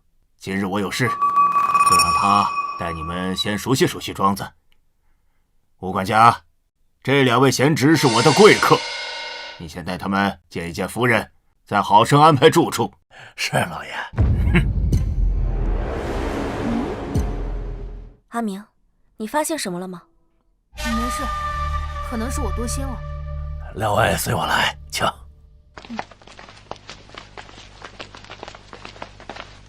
这庄子本是老爷的游玩之所，每月只有休沐时会来几次，日常都是柳夫人负责打理。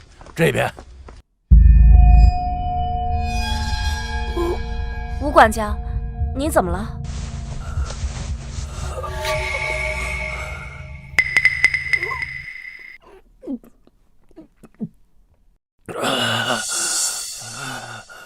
两位见笑了，老毛病了，一旦发作便心慌难耐，双手更是止不住的颤抖。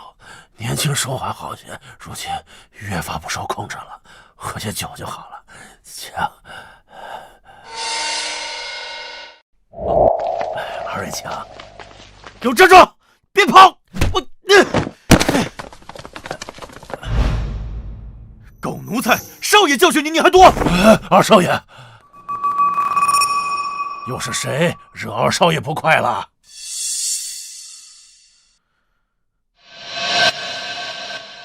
还不是这个狗奴才！算了，不说了。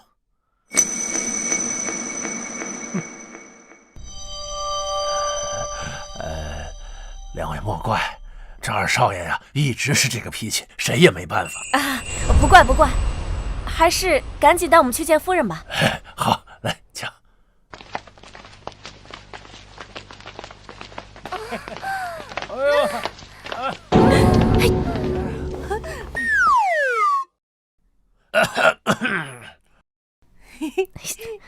夫人，我的客人来拜见您了。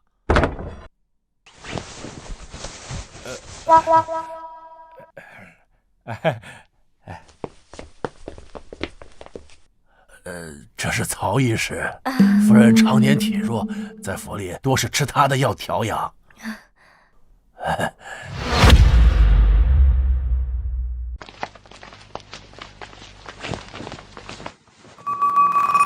两位便是周侄女和周贤侄吧？夫君之前与我提过你们，对二位可是赞不绝口呢。夫人客气了，属下在汴京府任职，这些年承蒙府尹大人照顾。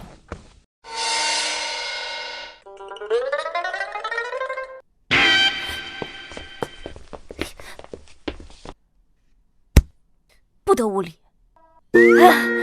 夫人，小弟顽劣惯了，您莫要见怪。令弟是活泼好动的年龄，我又怎么会见怪？吴管家，为二位准备客房，好生招待。是，两位请随我来。逆子，你给老子滚！老子没你这个儿子！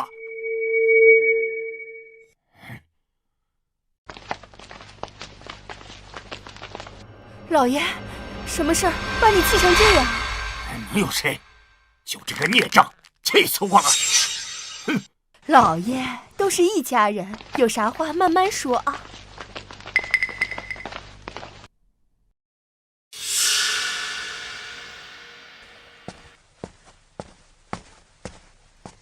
文成，你先起来，有什么事儿跟姨娘说。走开！哼，少在这装好人，惺惺作态。反了！这个逆子反了！我要把他赶出陆家！我没他这个儿子！哼！这里没事了，都散了吧，散了吧。我带两位去客房。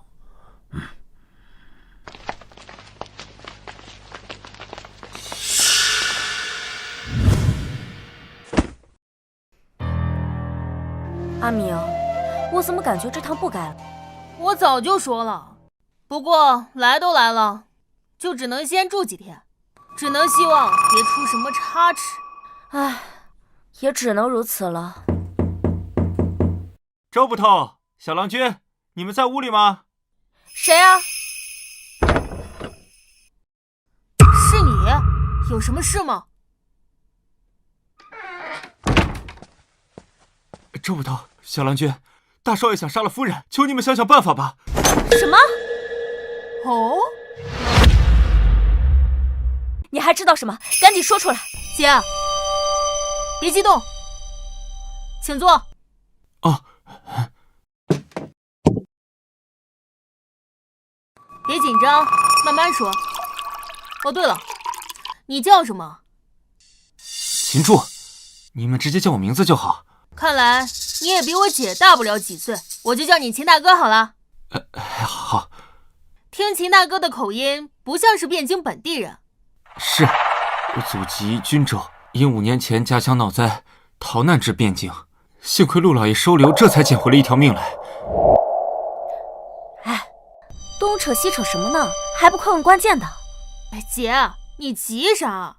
你不是一直说想当汴京第1神探？好好看，好好学。秦大哥，你刚才说大少爷想杀柳夫人，是发现了什么吗？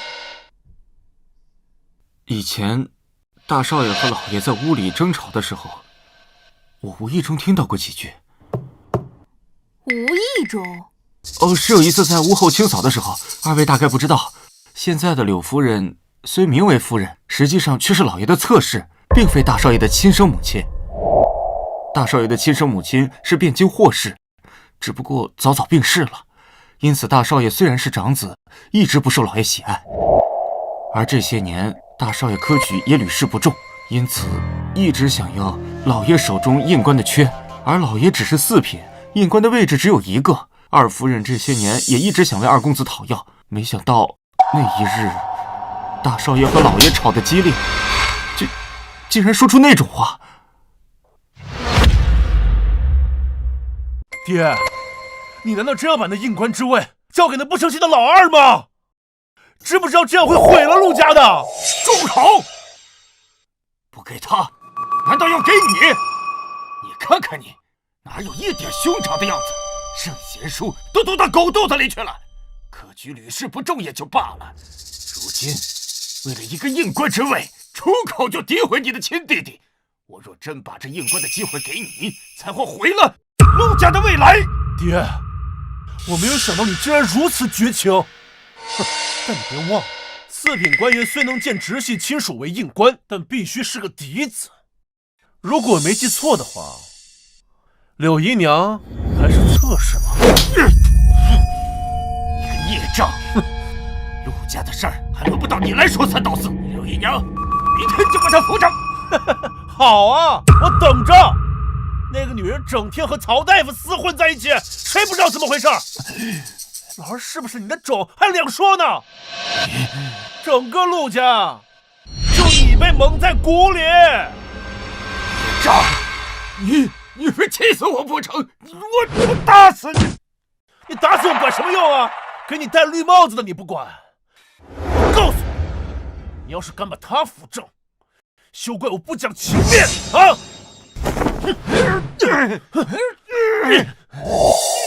所以你认为不留情面就是下毒手的意思？是的，这总老爷，我来陆家5年，多少了解些内幕。当初老爷娶柳夫人的时候，霍夫人还在，只不过后来柳夫人受宠，霍夫人才郁郁寡欢。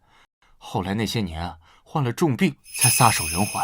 因此，大少爷一直认为是柳夫人害死了霍夫人，双方关系一直不好。我明白了。最后一个问题，你为什么要把这件事告诉我们？是这样，前几日我听老爷提起过小郎君和周捕头的威名，在汴京破获了一桩大案，更对小郎君赞不绝口。因此，我觉得如果是小郎君你们的话，或许能阻止些什么。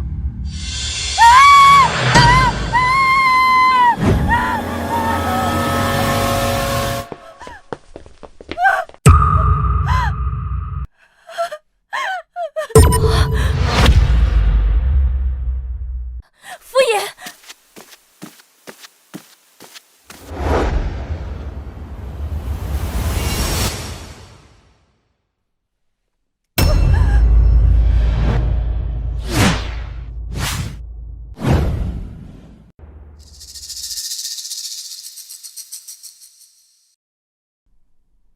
怎么回事？福音死了。什么？爹，你干什么？福音已经死了，你进来也做不了什么。如果你不想在现场留下不利于自己的证据，最好别跨过这道门。姐，你会骑马，你现在以最快的速度赶去汴京府报案。至于你们，在汴京府的人来之前，谁也不许进入现场。小子，我是府尹之子，凭你也敢指挥我？府尹之子，请问你现居何职？位列几品？我姐乃府尹生前亲封的汴京府军巡捕。如今这里发生命案，依大宋律，一切都得以我姐为主。你一介白衣，还想造反不成？好大的胆子！娘，五儿，一切听周小郎君的。阿明，你保护好现场，我马上找人回来。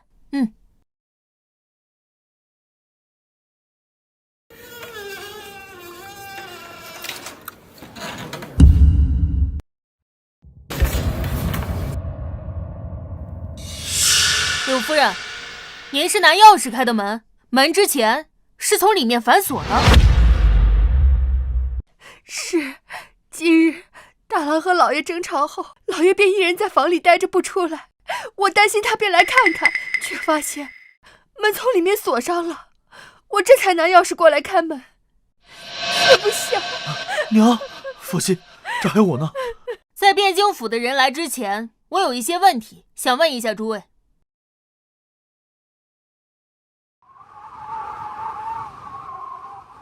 在哪儿？在哪儿？府尹大人在哪儿遇害的？周小郎君，夫人，两位郎君。李都头，府尹大人平日待你不薄，你可一定要查明真相啊！夫人放心，属下一定不会放过凶手。现场除了我检查过府尹生死外，无人进过，还保持原样。哎呦，原来你小子知道保护现场啊！啊，我没说错什么呀。柳夫人，还劳烦你们在门口等着。娘，这里有李都头他们就够了。伤心过度对身体不好，您先回房休息吧。大郎，我们先回去吧。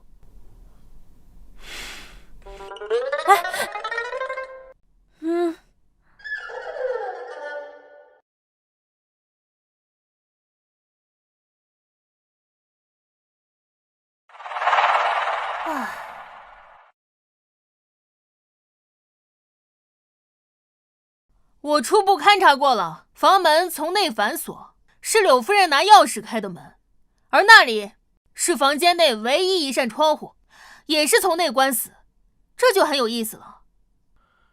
周小郎君的意思是密室杀人案。密室杀人？什么叫密室杀人？就是一间密闭的屋子内，只有死者一个人的案子。我一般把这种案子统称为密室杀人案。一般来说，各种案件，密室杀人案是最难破的那一类，但也有例外。府尹脖颈处有伤口，极细，交于后颈，是被人勒死的。凶器是一种极细的线。极细的线，那是什么？琴弦、风筝线、弓弦、千锤百炼的铁线，这些都有可能。府尹指尖里有血肉残留，与脖颈上不规则的小伤口对应，应该是他自己用手抠的。是府尹大人被人从后面勒住脖子，试图用手扯开那个线而留下的。看这种情况，府尹应该是坐在这里读书的时候，被人突然从背后勒住了脖子。府尹身体留有余温，说明死亡时间不会太久，可能不超过半个时辰。屋内范围不大，能藏人的地方几乎没有。府尹身后的书架无法藏人，凶手无论是从哪里出来，都无法躲过府尹的视线。又是熟人作案？大概率是的，而且不是简单的熟人作案，凶手就在庄园内。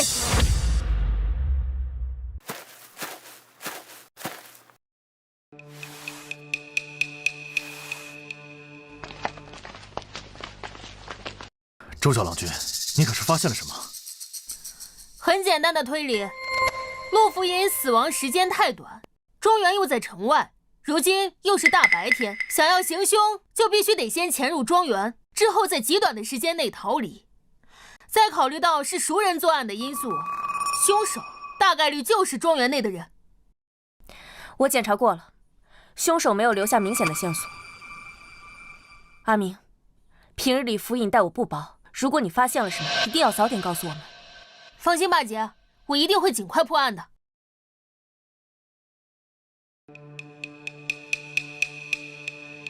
周小郎君，李都头有话想说。啊，小郎君，那细作的案子刚被查出3天，正在审理当中。这时候府尹突然在庄园暴毙，你说这是否过于巧合呀？李都头认为这2件事有关联。不会，就因为时间太近了。就算辽国同党想做些什么，时间上也太紧。更何况细作已经认罪，有这手段，不如想想办法如何灭口狱中的于成山。这案子8成是偶发的案件。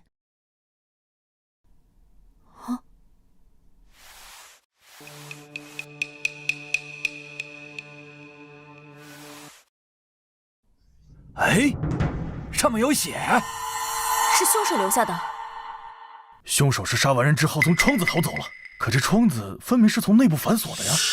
原来如此，我明白了。阿明，你是发现什么了吗？唉，是我之前想的太多。哎呀，阿明，你要是发现什么，就赶紧告诉我们呀。我说，这案子其实很简单。刑部沈郎中到。哎，沈星，怎么又是他？哎，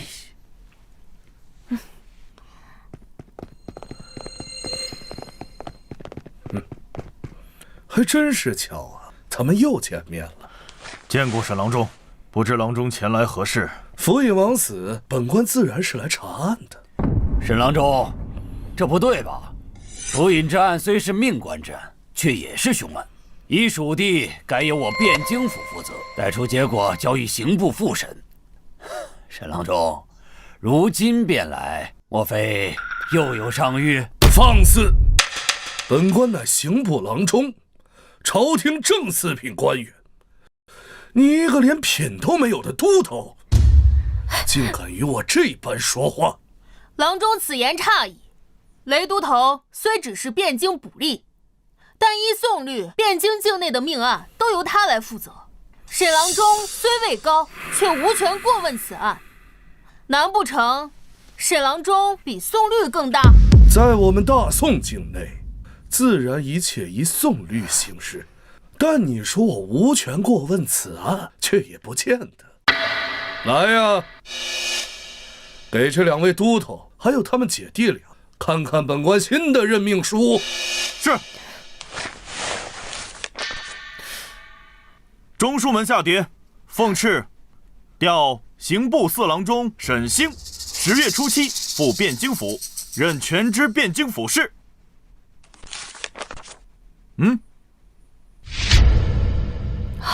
这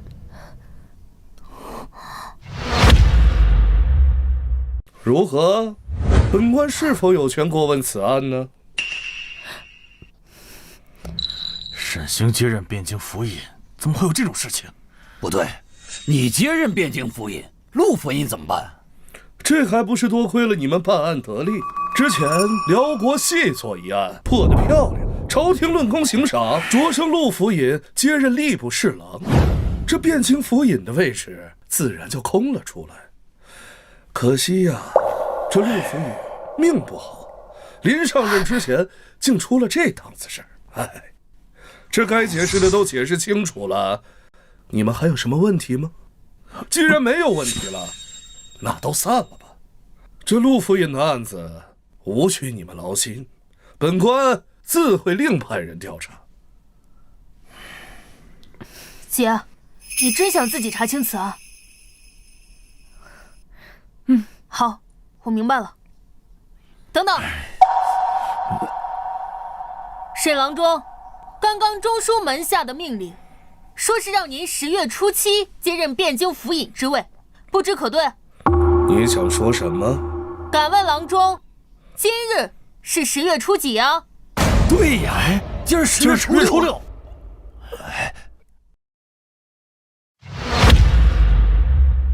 今儿10月初6了。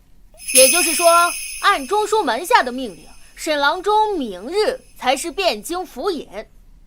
小子，你当真闹得如此难堪吗？可别忘了，你姐今后可还是在汴京任职。陆府尹与我有恩，今日遇害，若是抓不到真凶，我万难心安，还请郎中成全。好得很。你的意思是说，这个案子要由本官来查，便查不出真凶，无法给陆府尹一个公道吗？我不是这个意思。你最好不是。郎中，府尹遇害，我等府中老人皆悲痛万分，希望能早日查出真凶，以为府尹在天之灵，望郎中成全。成全。哼，你们是铁了心的要跟本官作对，那本官就成全你。不是说本官明日才上任吗？好，那本官就给你们1天时间，本日内你们若破了此案便罢，若不然，明日本官就治你们一个办案不力之罪，都给我等着办！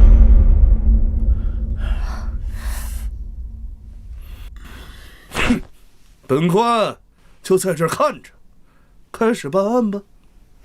阿明，那我们继续。好，姐，我们从刚才发现的继续说。等等，沈郎中，你又有何事啊？本官明日才能到任汴京府，无权过问此案。那这小子是汴京府的人吗？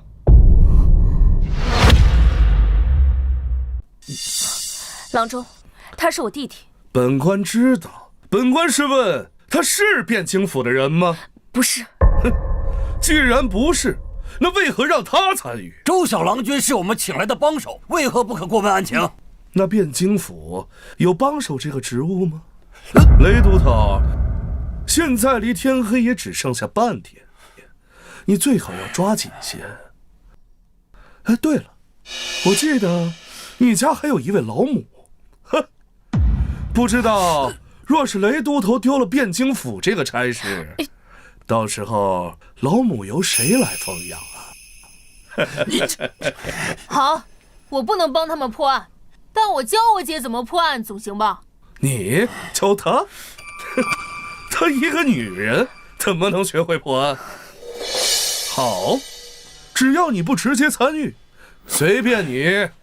姐，这次得靠你了。啊？我吗？这能行吗？姐，你要对自己有信心，难道你就不想亲手抓住杀害府尹的凶手吗？我一定要抓住他，这才是我姐。这个案子很简单，交给你，刚合适。可，你不是前不久才说过，密室杀人是最难的吗？但这个案件是密室案里最简单的一类，因为凶手的犯罪手法很简陋。沈郎中放心，不该说的我自然不会说。哼，你最好知道。所以姐，你明白了吗？啊？明白什么？啊？明白什么？好，我明白了。姐，我会从最基础的开始教你。这小子能行吗？周燕的妮子有啥指望？死马当活马医吧。像这种什么密室杀人案，我在汴京府20多年也没听说过呀。要是按照以往的经验细细排查，或许会有线索。可现在只有半天的时间了，只能相信他们姐弟了。走，学一学。姐，首先我们要明确的一点就是，这世上的案子种类繁多，各种各样的情况都会有，但破案之道最重要的只有2点：一就是杀人手法，也就是杀人方法。有许多案子都是因为临时的激情杀人，手法往往简单粗暴，一眼就能看得出来。但像我们这个案子，凶手故意营造了密室的环境，明显是想增加我们破案的难度，所以我们只需要破解他是如何布置密室的，就能解开许多谜题。所以，凶手是怎么布置的密室啊？姐，你仔细想想，府尹是怎么死的？窗户的缝里又为什么会有血迹？周小郎君的意思是，凶手利用凶器布置的密室。没错。哎，等等，阿明，你怎么就确定凶手是用凶器布置的密室？他就不能是用钥匙打开了门，杀了人之后再把门关上吗？问得好，姐，你能主动思考，进步很大。臭小子，什么意思啊？这一点在你们来之前我就已经问过了。府里的所有房间总共都只有2把钥匙，一把常用，一把备用。备用钥匙掌握在吴管家手中，而常用钥匙掌握在不同人手中。就比如陆府尹的这间房，常用钥匙就掌握在柳夫人手中。先假设柳夫人不是凶手，而常备钥匙又掌握在吴管家手中，所以凶手想用钥匙进门只有3种可能：第一，凶手就是吴管家；第二，凶手是从柳夫人或者吴管家手中偷走了钥匙，杀完人之后再神不知鬼不觉地物归原主；第三，凶手早就复制了一把这个房间的钥匙，只等有机会作案。小子，你不觉得你的话有点多了吗？这也算是敲的范畴吗？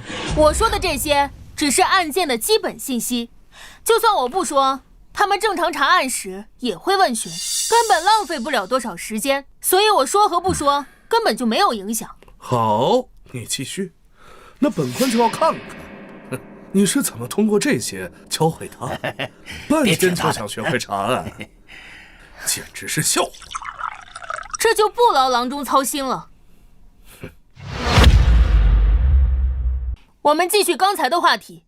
首先，吴管家就是凶手。我问过，案发时他与大郎君陆文成在一起，这一点可以双方互为人证，基本排除了作案的可能。当然，也有可能他们是合谋，陆文成在帮吴管家做伪证。但是陆文成是陆正的儿子，为什么要帮吴管家做伪证？这一点缺乏合理的解释。所以我们先暂时认为他们的证词是双方有效的。其次是偷拿钥匙，这也太微乎其微了，风险太大。且不说偷和拿的时候，万一被发现了怎么办？就算他真的得手，吴管家也能随时发现钥匙丢失。把这一点告诉你们，布置密室就变得毫无意义了。最后的复制钥匙倒是最有可能，但这样一来，新的问题又来了。这里是府尹的庄园，平日里都不会来住，就算来住，也是在柳夫人的房间。但除了柳夫人的房间，府尹也有其他的备用房间，凶手很难确定府尹每一次住在哪里。复制钥匙的意义也不大，除非他能把陆府尹所有房间的钥匙都复制一次。但是他要是有这本事，陆府尹可能早就被杀了，根本等不到今天。难怪你说从一开始就是密室谋杀。哎，你从那时候就想了这么多吗？这只是基本的逻辑而已，不是个人就明白吗？既然暂时排除了钥匙开门的情况，又确定了凶手杀人的凶器，那我们可以来做一次案情复原，这对你们破案会很有帮助。案情复原？周小郎君的意思就是让我们再模拟一次府尹被杀的经过。没错，李都头，麻烦你去找一根琴弦来。哎，你去。好嘞。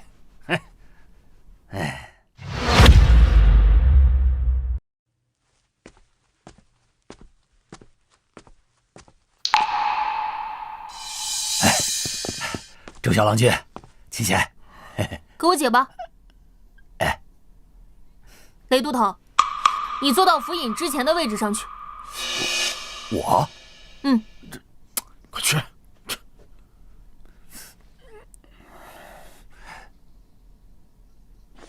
给你。根据当时的情况来看，时间大概在府尹与大郎君吵架之后不久，正坐在这里看书，压制怒火。当时在屋里的是2个人，他与陆大郎君刚吵完架，正在气头上，而这个人却能留下，说明他与府尹的关系匪浅。而这种关系的人靠近你是根本就不会设防的。有道理。周燕，你什么时候跑到我背后的？就像现在的情况一样，都头在知道是案情复原的情况下，尚没有注意到我姐，更别提府尹了。那雷都头，你想象现在自己就是府尹，你会有什么反应？那还用想吗？我肯定使劲挣扎，完了身体往后顶，完了想办法扯断脖子上的琴弦啊！非常好，根据府尹的尸体来看，他也是这样想的。但琴弦这种东西太细太锋利，一旦割入脖子，就无法扯断。所以你接下来还会怎样？这样？没错，当发现无法扯断脖子内的琴弦时，府尹就一定会尝试着去抓到凶手胳膊或者身体。但以府尹现在坐着的姿势来看，就只能像雷都头一样抓到凶手的前臂。我明白了，府尹大人临死之前很有可能抓住了凶手的前臂。那现在只要找到手臂上有新伤的人，就知道凶手是谁了。愚蠢！愚蠢！本官实在是看不下去了，汴京府的都头就只有这种水平吗？哎呀，还是陆府尹无能，导致手底下都是一群酒囊饭袋。沈大人此言何意？本官看了一会儿，便已知晓这凶徒是早有预谋。他能费尽心机地做成密室，又岂会留下这些明显的破绽让你们抓？事实上，他只要事先带上后护腕，或在手臂处塞上一些布，都能避免留下伤痕。堂堂汴京府都头，连这个都搞不清楚，还破什么案？老雷，别冲动。没想到沈郎中也擅长破案之道。本官乃是刑部郎中，破案本就是分内之事，你不必拍我马屁。今日你们若是破不了案，本官上任后定会一个不留的逐出汴京府。本官手底下可不养闲人。那沈郎中是否知道凶手是以何种手法布置的密室啊？这本官当然知道，只是为何要告诉你？正如沈郎中所讲，这是一场蓄谋已久的谋杀，凶手定会做好万全的准备。正常而言，锋利的琴弦会在他手上留下割裂的伤口。不过，既然能考虑到手臂，那也一定能考虑到手心，所以他大概率是戴了手套或者垫了棉布之类，手上也不会留下证据给我们。姐，你现在就是凶手，已经杀完了府尹，接下来就是逃跑，并将这里布置成了密室。你拿着琴弦到那边去。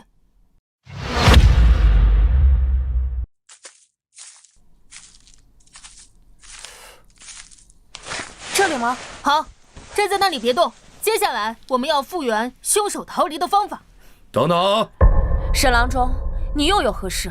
这直接说出凶犯逃离的方法，这也叫敲？那你想如何？无论是凶犯逃离，还是制作密室的方法，你在以后都不能指点他。好。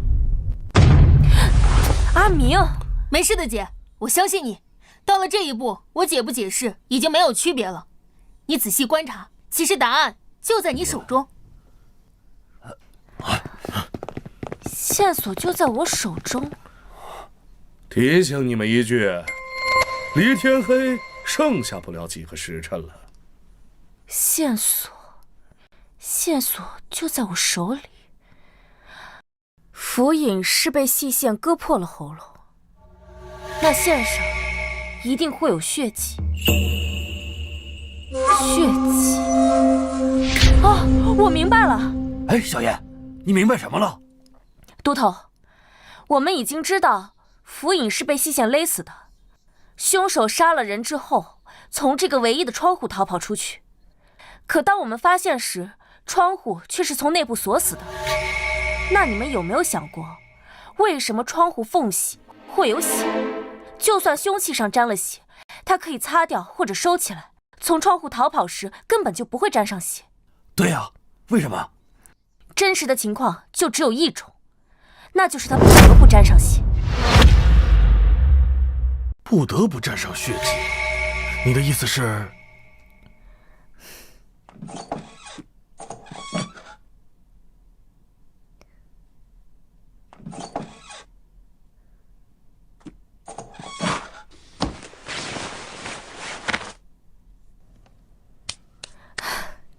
两位都头，这个窗户离地并不高，很容易就能翻过来。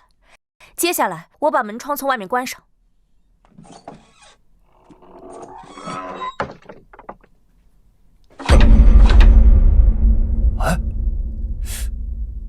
哎，竟然如此简单！这还真被他们解开了。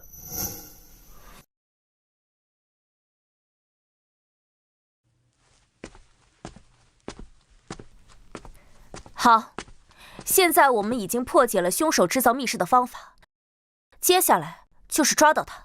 你已经掌握破案的基本原理，没问题。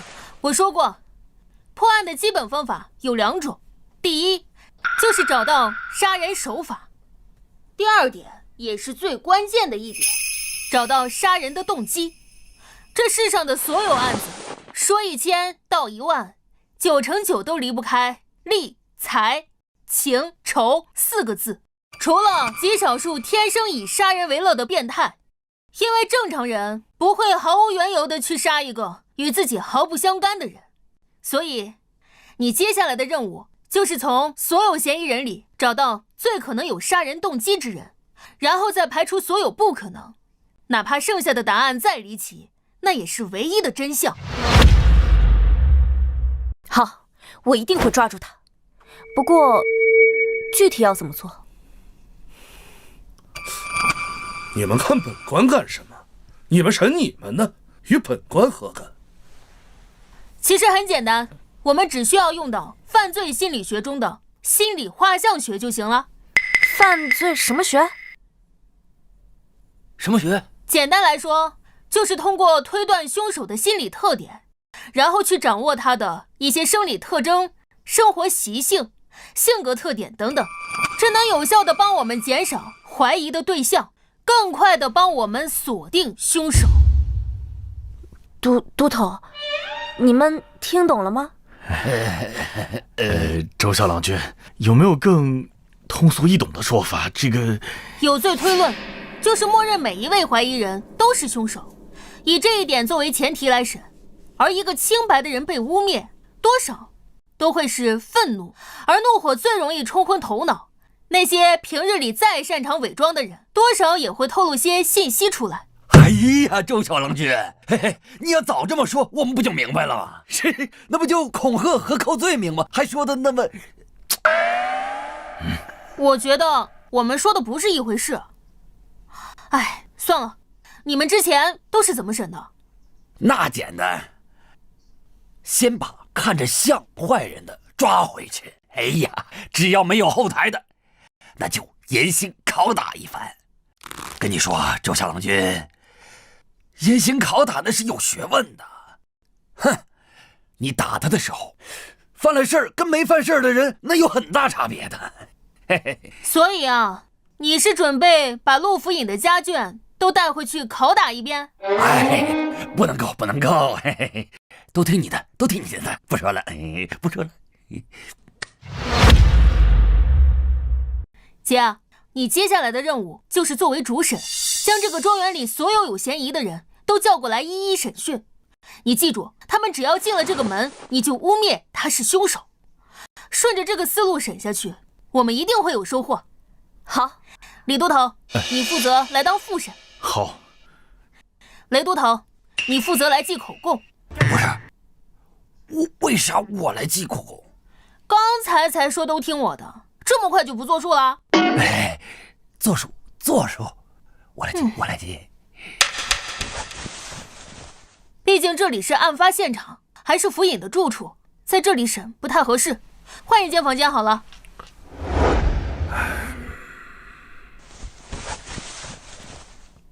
周神甫，开始审吧，你们的时间可不多了。这就不劳郎中费心了。见过沈郎中。杜桃欢妾身前来，可是有什么线索？夫人莫要紧张，先请坐。我等确实有些线索。可是抓到凶手了。姐，拿出气势，污蔑他就是凶手，先试试他的反应。柳夫人，那我就直说了，我们怀疑你就是凶手。我们怀疑你就是凶手。什么？周捕头，你可莫要开玩笑！我与夫君情投意合，我为何要杀他？别看我，说辞。我们能找夫人，自然是有证据。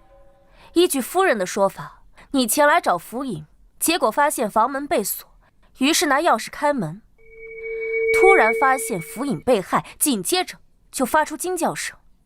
可经过我们仔细查看房间，屋内唯一的窗户是从里面被锁上，除了这门，没有其他出口。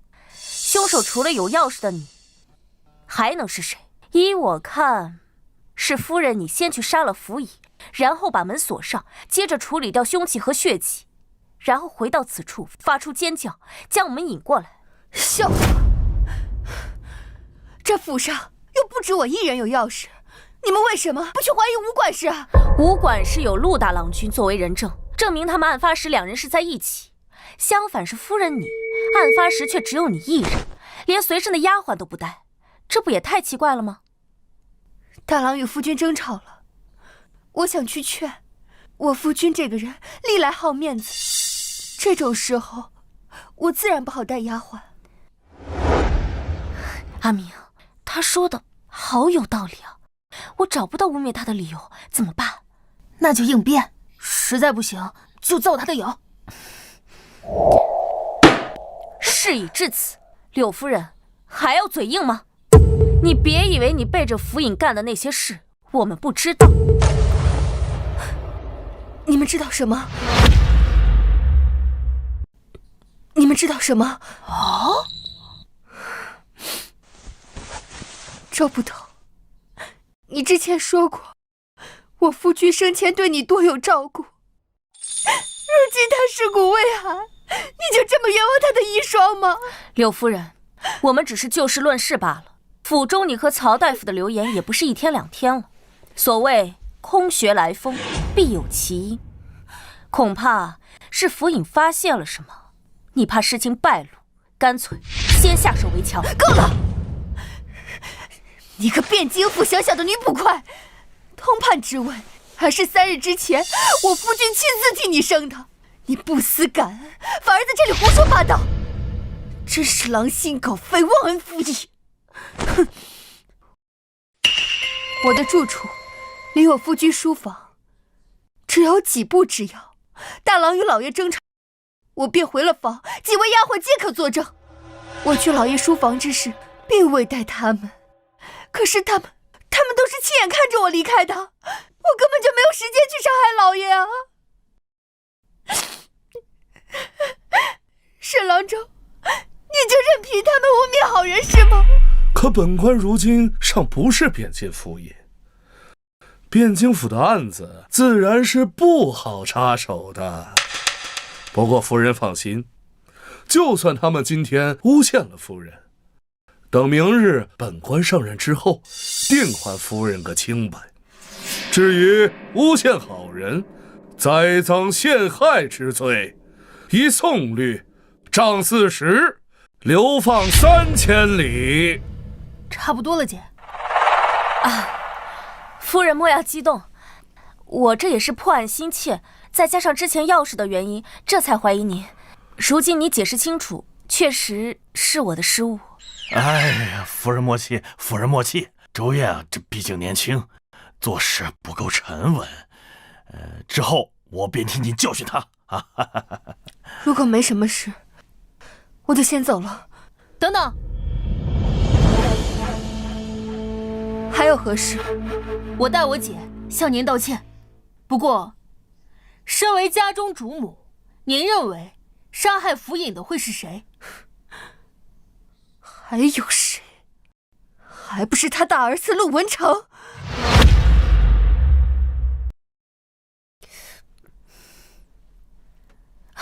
夫人为什么这么说？这还用问吗？府里人都知道，老爷并不喜欢他，也怪他自己不争气，读书这么多年，别说是进士，就连个举子都没考上。要知道，老爷可是当年的榜眼，被誉为文曲星下凡，能看上他就怪了。就算是这样，也不能说府尹就是陆大郎杀的吧？既然话说到这儿，我也就明说了，这大郎科举无望，时常惦记老爷手中的印官名额。这按照大宋律法，像老爷这种4品官，可以服印直系一个9品官缺。我因是妾室，虽得老爷宠爱，但始终失了名分。这二老便一直是庶出，这按大宋律法，庶子无资格任印官。这些年来，老爷虽未曾将印官职位给他，他也却未说什么。就在3日之前，这老爷突然向我提及要将我扶正之事。这些年来，我虽与老爷十分恩爱，时常也向老爷提及这扶正之事，可老爷业务繁忙，便一直拖着。这次他主动向我提及，我自然是欣喜，也没有多想。如今细细想来，一定是陆文成，一定是陆文成，怕我一旦扶正，这二老变成了嫡子，会对他造成伤害。这归根结底，是我害了老爷。夫人请放心，若真是陆大郎所为，我等必会将他绳之以法。还请夫人先回去休息。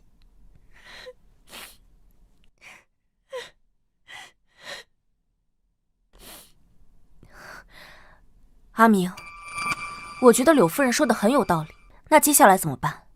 要不直接审问陆大郎？你还真是相信了他的鬼话呀！哼，这女人啊，就是头发长，见识短。郎中此言何意啊？柳夫人话中有理有据，亦给出了陆大郎可能行凶的缘由。郎中为何不信呢？我为何要告诉你们这群蠢货？哼，你们自己慢慢想去吧。我知道你要说什么。小子，你知道什么吗？我若说对了，不算帮他们破案吗？你若猜对了，那本官自然网开一面；你若猜错了，我从现在开始，本官今天不许你再说任何一句话。那干脆阿明就不要再说话好了，到时候阿明不论说什么，你都说没猜对，那我们岂不是稳输？哼，那本官岂会做出那无赖之事？若是不敢，那就早早认输。本官没时间哄小孩玩。好，我接了。我若说对了，沈郎中得允许我在接下来破案的时候有一次畅所欲言的机会，如何？好，本官便与你赌。柳夫人刚才之言虽然自洽，却有3个疑点。第一，陆大郎君的关系与府尹一直不好，这一点只要是府中之人皆知。还有，他说他与府尹十分恩爱，这一点却不见得。他自己说过，往昔也曾与府尹提过扶正之事，却都未被应允。他说是因为府尹公务繁忙，但是想，若两人真的恩爱，再加上府尹常年无正妻的情况下，想将柳夫人扶正不过是一句话的事。拖到现在，只能说他并没有像柳夫人说的那样恩爱。其次，吴管家说过，这里是府尹游玩的庄园，只有平日里休沐时才会来，但日常事务都由柳夫人来打理，这说明她常年住在此处。若他们夫妻俩真的恩爱，为什么陆府尹不让柳夫人住到城里的府中呢？我听闻柳夫人体弱多病，或许是府尹安排她在此养病啊。不会，原因就在第二个疑点。为什么府尹那么多年不提柳夫人扶正，偏偏3日前就提了？3日前，那不是北辽西做刚结案之后吗？没错，为什么他那么多年前不提，偏偏这个时候提了呢？很简单，因为他的身份马上就要不同了。他在汴京府这么多年，一直未得升迁，此次恰逢吏部侍郎告老还乡，他想更进一步。但问题是，这个位置不止他一个人盯着。你喊本官做甚？恰逢这种时候，辽国细作案出现，这是危机，更是机会。若破获之后，他的功劳定直达天听，甚至吏部侍郎的位置也是十拿九稳。而一旦成为了吏部侍郎这种核心高官，他的地位将会今非昔比，甚至以他的年龄，进入中书门下，甚至成为那几个相公之一，也未可知。但这种时候，正式之位若持续空悬，就会成为一种隐患。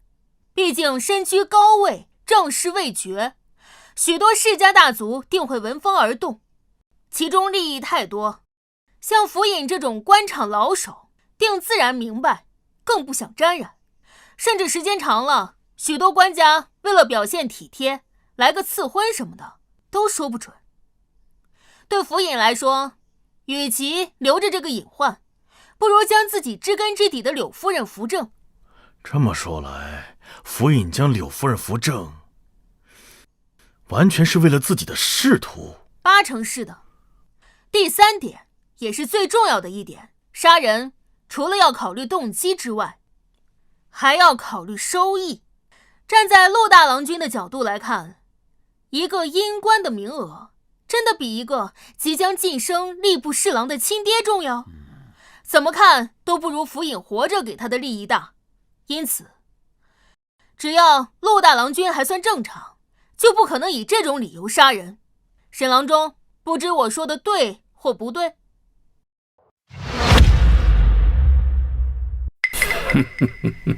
小慧可观，惜乎气，识味广，终非庙堂之器。治术尚可，然用之不以正道，士卒为身之累耳。恕此无礼！好一个身之累！那本官今天就要看看谁会成为谁的累。那沈郎中拭目以待。阿明，你刚才跟他说的话是什么意思啊？没事，他骂我小聪明难成大事，我骂他有点脑子，全用歪门邪道，早晚害人害己。不用管他，我们继续传陆二郎便可。去传陆二郎君。你们到底有没有查出什么东西来啊？这眼看天都快黑了，你们能不能行啊？到底是不是我爹的下属？亏他当时还夸你们呢。二郎君，既然你这么问，我也就直说了。请问大郎君和府尹争吵之后那段时间你在哪？什么意思啊？二郎君，非要我们说出来吗？我们怀疑你是杀害府尹的凶手。荒唐！我为什么要杀我爹？我爹和我哥争吵，与我何干？我当时在和仆人练拳，都有很多仆人在场。你要是再诬陷我，就别怪我不客气了。二郎君，莫急，我们就只是问问罢了。既然有人证在，那自然就不是你了。快放开二郎君！姐，这是个傻子，没啥价值，让他指认个凶手，赶紧撵走。二郎君，看来是我们误会你了，莫要生气。二郎君，既然此案与你没有关系，以你对家中的了解，你觉得此案的凶手会是谁？那还用说？除了曹百川那个老不要脸的，还能有谁？哦，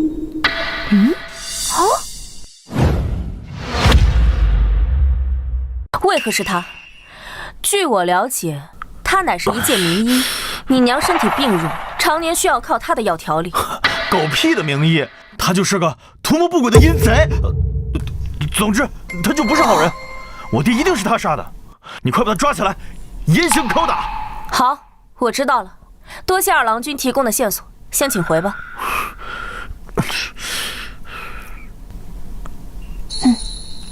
来人，去请曹大夫。大人，各位都头，不知找曹某何事啊？啊，曹大夫，你先坐，我们只是问几个关于案件的问题罢了。是。曹大夫，府尹遇害之时，你在哪儿？柳夫人又犯了病，府里的金线连用完了，我回汴京去杏林堂去买，回府不过半个时辰。刚听说府尹遇害了，可有人同行作证？只我一人。那这么说，就是没有证人了。你什么意思？我们怀疑就是你杀害的府尹。荒谬！我与府尹无冤无仇，为何要杀他？无冤无仇？曹大夫可要知道，这天底下没有不透风的墙。我听不懂你在说什么。柳夫人已经承认你和她的关系了，你还想嘴硬到底吗？我叫周明，她是我姐姐周燕，你听说过我俩吗？沈郎庄问些日常问题，不算直接参与吧？你问都问了，还问我，何用呢？这2日，听闻你破了一桩大案，府尹赞不绝口啊。那你猜，府尹请我和我姐来，是为了做什么？果然是来找我的。以你和柳夫人的关系，只要府尹眼不瞎，都会怀疑。而他请我和我姐来，就是为了找到你和柳夫人有私情的证据。府尹让我们来抓奸，我怎么不知道？哎呀，骗他的！你不用管我说什么，只要注意他的回答就行。事实上，我见到你和柳夫人第一面的时候，就察觉到你们2个的关系不正常。你当时虽行色匆匆，可我依旧注意到你手指上青黑色烟墨。见到柳夫人的时候，虽隔着一层轻纱，可我却在她眉间看到相同的颜色。曹大夫之前在为柳夫人画眉啊。曹大夫这是默认了？我早就知道瞒不住的，我早就提议过带着他远走高飞，可是他一直放不下如今的富贵生活。真的是你？我没错，是陆长该死。我以真儿青梅竹马，当年是他看真儿美貌，才要强行纳妾，真儿根本就不喜欢他。后来有一次，真儿生了病，我便借机自荐进入府中，后来没过多久，便旧情复燃了。所以你是和柳夫人察觉到我们来的目的后，想着先下手为强，杀掉了府尹。刚好陆大郎又和府尹吵完了一架，还能栽赃嫁祸给他，然后陆大郎就会因为弑父入狱，府尹的一切遗产都会被柳夫人和陆二郎继承，你也可以和柳夫人双宿双飞，对吗？不对，这件事与真儿无关，是我见到你们来后，怕私情暴露，杀了府尹。自始至终，真儿都不知情，他是无辜的。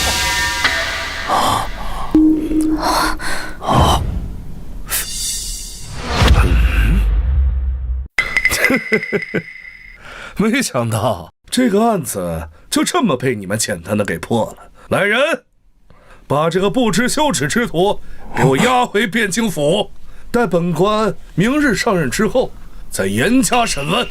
是，是。既然案子已经破了，本官自会论功行赏。天色不早了，回家等消息吧。走。等等，小子，你还有何事啊？案子还没破，他不是凶手。小子，你在说什么呢？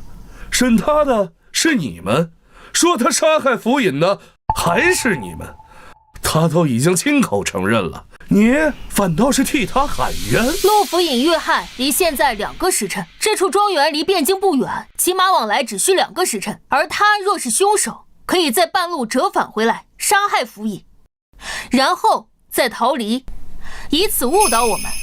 但是仔细看，他鞋子上沾染青泥，这是杏林堂门前特有的青泥，这说明他前不久确实去过一趟。而杏林堂位于西城，从此庄园赶回汴京，只能由城东的宋门入城。汴京城内不得纵马，宋门到西城起码要1个多时辰，再加上回来的时间，前后时间刚好能对应上。再说他是否去过，派人去杏林堂一问便知。好了，你说了这么多，我且问你，他若不是凶手，他为何要承认呢？很简单，他认为私通之事败露，柳夫人来不及与他商议，便杀了府尹。他主动认罪，只是为了保下柳夫人。如果仅仅是私通，他这个奸夫8成是要重判，而柳夫人就不一样了。甚至如果府尹心软，他甚至不用入牢。但你却认为他会杀了府尹，甚至你会不惜替他顶罪，这就有意思了。我想想，这有2种可能。第一，柳夫人是真心的爱你，为了你不惜去杀了府尹，但你却说曾数次提出过和他远走高飞之事，但他放不下现在的富贵生活，这说明他并没有那么爱你，起码你的分量比不上他自己。第二嘛，就是私情暴露的后果比我们已知的更严重，府尹一定不会放过他，所以这就不只是偷情那么简单了。别说，别再说下去了。哦，陆二郎是你和柳夫人的儿子。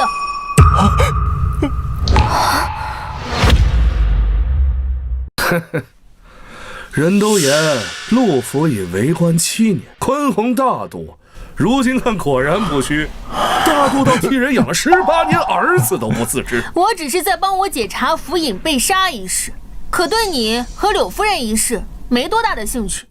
不过都查出来了，李都头，按惯例应如何办？依宋律，改收监候审。今日的情况，若能破府尹被杀一案，当与凶犯一同押回汴京府；若府尹之案不能破，单独收监，择日审理。说来说去，不还是收监吗？来啊，安排房间，把他关押起来，等离去时再带回汴京府。至于那柳夫人，她毕竟是陆府尹的家眷，责令不许出庄，待本官上任后审过这个奸夫再问。是。等等，曹大夫，依照你对此地的了解，若说出一名凶手，会是谁？吴管家。为什么？趁儿身体不好，为了给他调理身体，我翻阅了各种医书，有一部叫《奇症杂录》的医书，很有意思。这部书在你的屋里？他不在，前些日子被府尹借走了，许是在他的屋里。李都头，麻烦派人取来。走。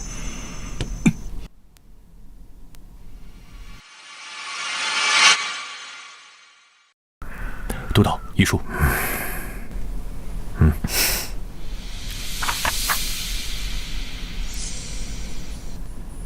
这病史，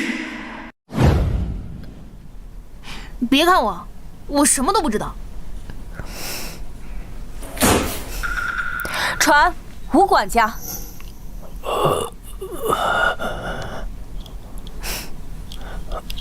吴管家，曹大夫刚刚指认是你杀害了府尹，对此如何辩解？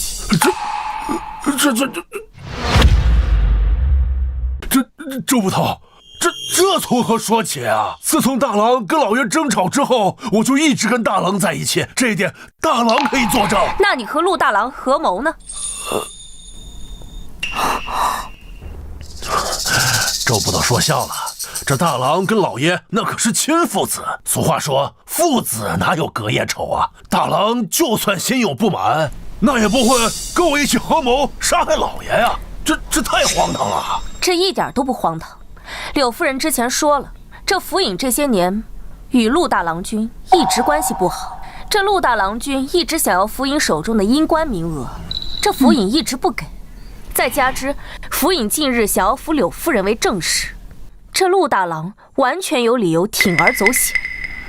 这只是周捕头你的猜测，你没有证据。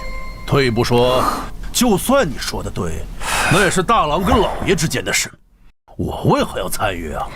证据，我们当然有。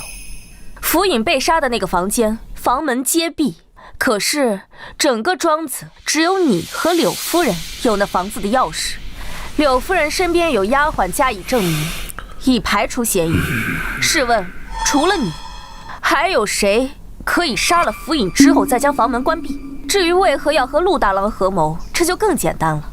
我听闻当年你是随大夫人陪嫁而来，这些年一直不受府尹重视，心生怨念也很正常。再加之你与陆大郎君这些年一直很亲近，只要给你些承诺，事后再答应做些伪证，未尝不可铤而走险呢。既然周捕头如此笃定，那老儿也无话可说。但老儿还是那句话，说我杀了老爷，证据呢？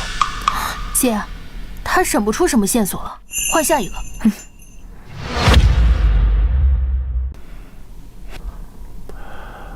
不知几位唤陆某前来何事？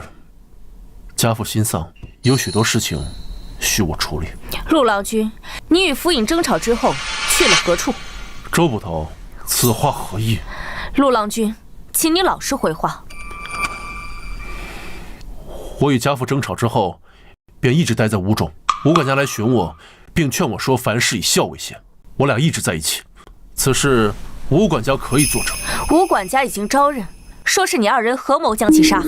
依你从小不被府尹喜爱，早已心生怨怼，再加之府尹欲将柳夫人扶正，你怕地位受到威胁，故而合谋将其杀害。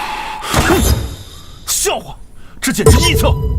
就算我与家父关系不怎么样，又怎会行此大逆不道之事？你们血口喷人，可有证据？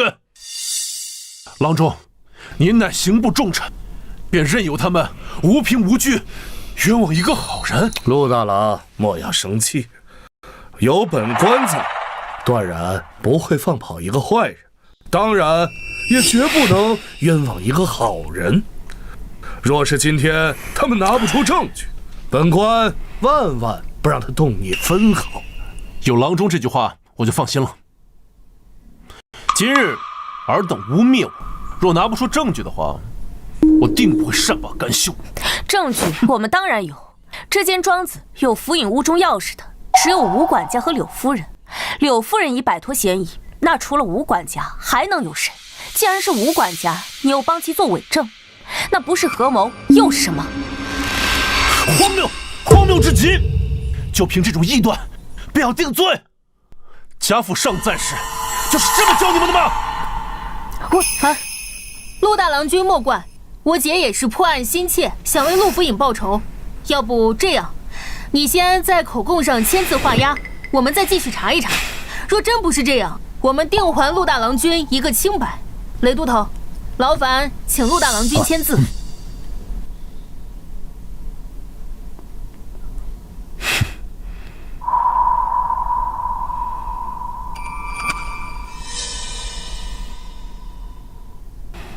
你们最好能查出真相。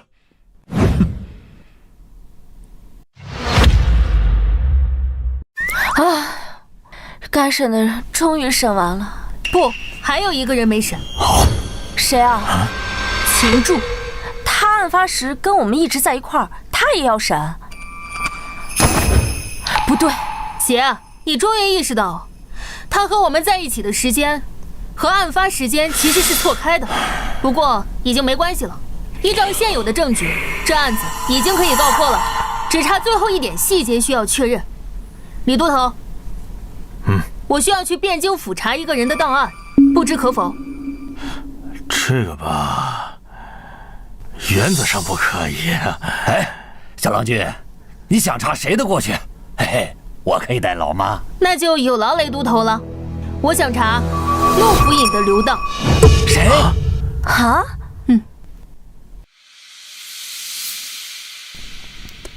哎呀，周小郎君，果然如你所料，20多年前确有其事。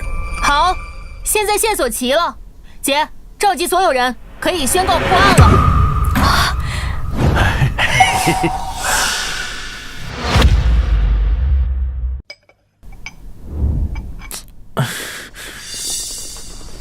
大哥，吴管家，你们也被叫来了。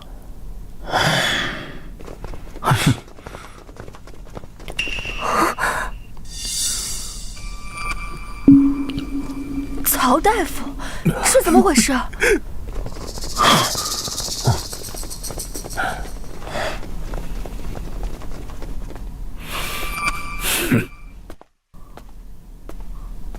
三位，你们审也审过了，现在把大家都带到这里一起，是发现凶手了吗？是的，我们已经确认了凶手，并且凶手就在这儿。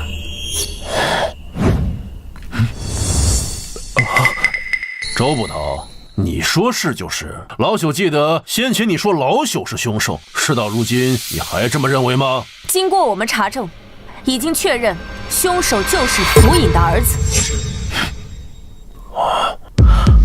你们都看着我干什么？难道你们怀疑我是凶手？你的确不是凶手，我刚才说凶手是府尹的儿子，而你并非府尹亲生。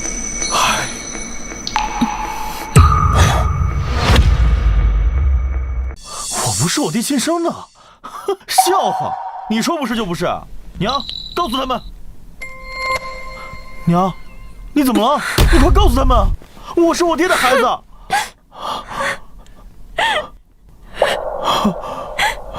是谁？告诉我那个人是谁！果然是你，我就知道是你！你这个禽兽，我杀你！陆二郎，莫要浪费大家的时间，你的家事以后有的是时间处理。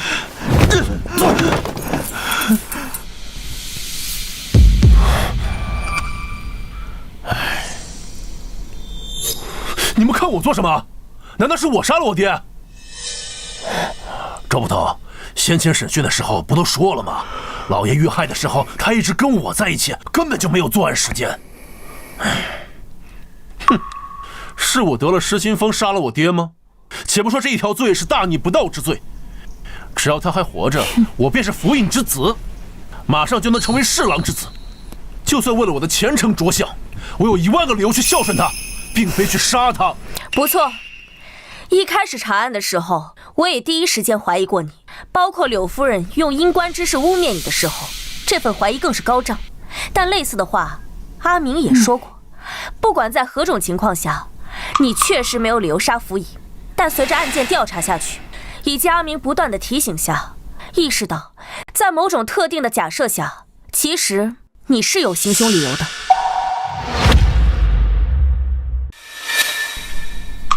这部《奇正杂录》是在府尹的房间里发现的，里面记载了一些罕见的疑难杂症。折痕恰巧翻到这一页，这一页上记载了一个罕见的杂症，名为止静症。这种病不致命，年轻时不显现，只在愤怒时或年老后才会显示出来。发作时会心慌难耐，双手会不受控制的轻颤，喝酒便可缓解。吴管家，我没记错的话，我们刚来的时候，你好像有过类似的情况吧？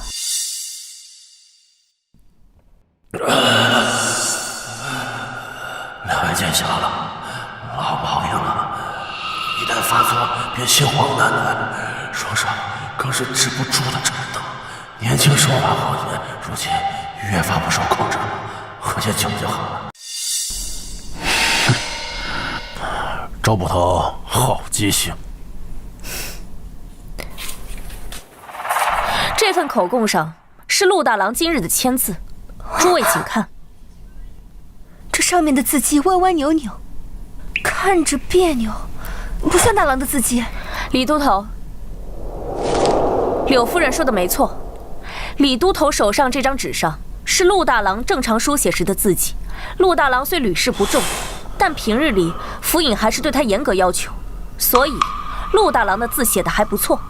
但今天这份口供上的签字，是我们亲眼看着他所写，那为什么会这样？他的手在抖。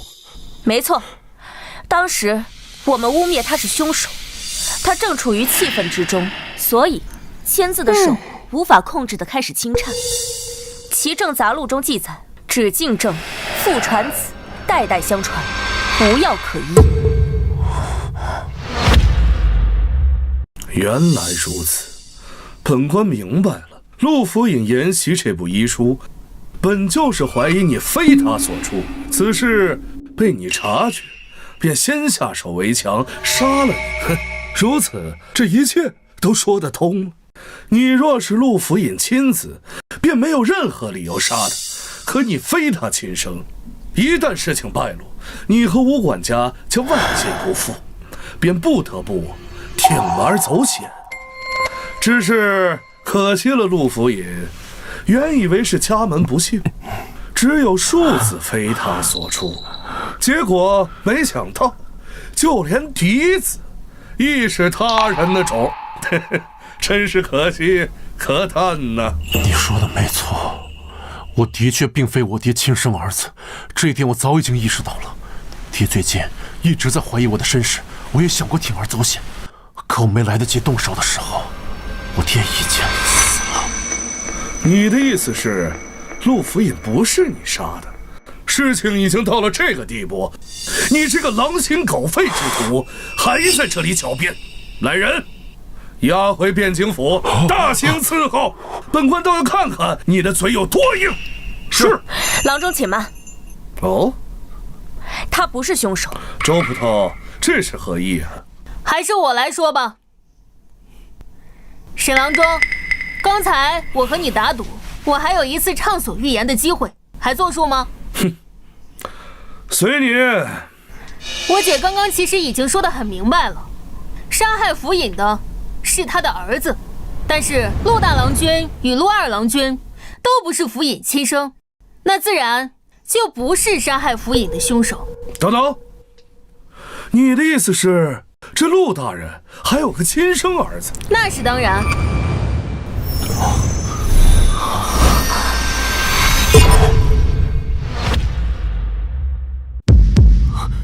钱柱是府尹的亲生儿子，这怎么可能？没什么不可能的，你来说还是我替你说？周小郎君莫说笑了，我这下等人怎么可能是府尹的儿子？我记得你是均州人对吧？啊，那又如何？莫非就是因为是均州人就杀了府尹？天下哪有这样的道理啊？你说的没错，但是这天下绝大多数杀人案都总有一个理由吧？就比如陆府尹也是均州人。那可真是巧了，或许陆府尹是看在我是同乡的份上，才收留落难的我吧。柳夫人，我记得您之前提过，府尹也是榜眼出身，可还记得是多少年前的哪一榜？是27年前，治平3年的开科。秦大哥今年好像也是27岁。这又说明什么？我看过陆府尹的告身，里面有他的留档。在27年前，他中榜眼之时，朝中霍太尉相中了他，非要招他为婿，也就是大郎的亲娘已逝的霍氏主母。这本是一段佳话，可就在第2年，有一个叫秦玉珍的女子，一路从均州乞讨到汴京，敲响了汴京府的鸣冤鼓，状告当科榜眼。这案子在当年并没有引起轰动，因为他根本就没有告起来。汴京府接了状子，不过3天，秦玉珍便自己撤诉。中间发生了什么？时过境迁，我也不知道。但根据当年只言片语的口供中，秦玉珍在均州还有一位孩子。哎，这可真巧，算算年龄，这位孩子与秦大哥同岁啊！故事编得可真好啊！可天下那么多同龄人，凭什么认为我是秦玉珍和陆正的孩子？奇怪，秦大哥怎么知道这孩子是秦玉珍和陆正的呢？在刚才的故事里，我只说过秦玉珍状告陆榜眼，却未提过他俩曾是夫妻。算了，现在也可以让你死心了。不得不说，秦大哥你真是位孝子。雷都头，东西呢？这儿呢。你在哪儿找到的？还给我！你屋里找到的。不得不说啊，你藏的还真隐秘。要不是我，换成其他人还真不好找。庶子！放开！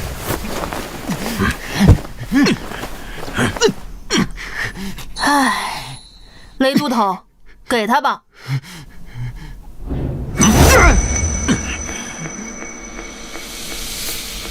现在可以说了吧？日夜之子，没什么好说的。你说的没错，是我杀了陆正。那是他咎由自取。27年前他抛弃妻子，是罪有应得。我只恨杀他烧得晚了。好啊，原来罪魁祸首就是你这个畜生！来人，拿下！是。别碰我！自己走。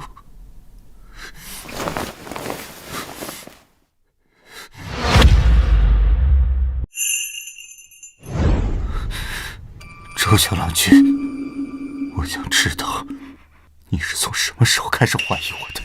你来找我们的时候，你当时不该来找我们，表演的太可疑，画蛇添足。押走。精彩，真是精彩！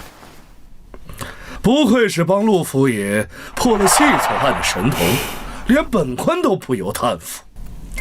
不过你们这么辛苦的破案，最后是功劳，还是便宜了本官。哎呀，真是惭愧呀！这样，本官惜才，再给你们一个机会。现在跪下，对本官宣誓效忠，今后尽心尽力地为本官做事。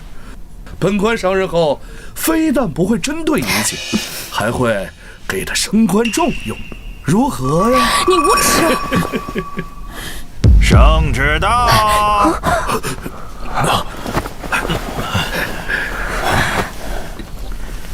刑部司郎中沈星接旨。刑部都司王恒检举刑部司郎中沈星任职期间贪赃枉法、收受贿赂、渎职失职，经陛下圣谕，停其汴京府任职，革其刑部司郎中之职，授监大理寺，听候发落。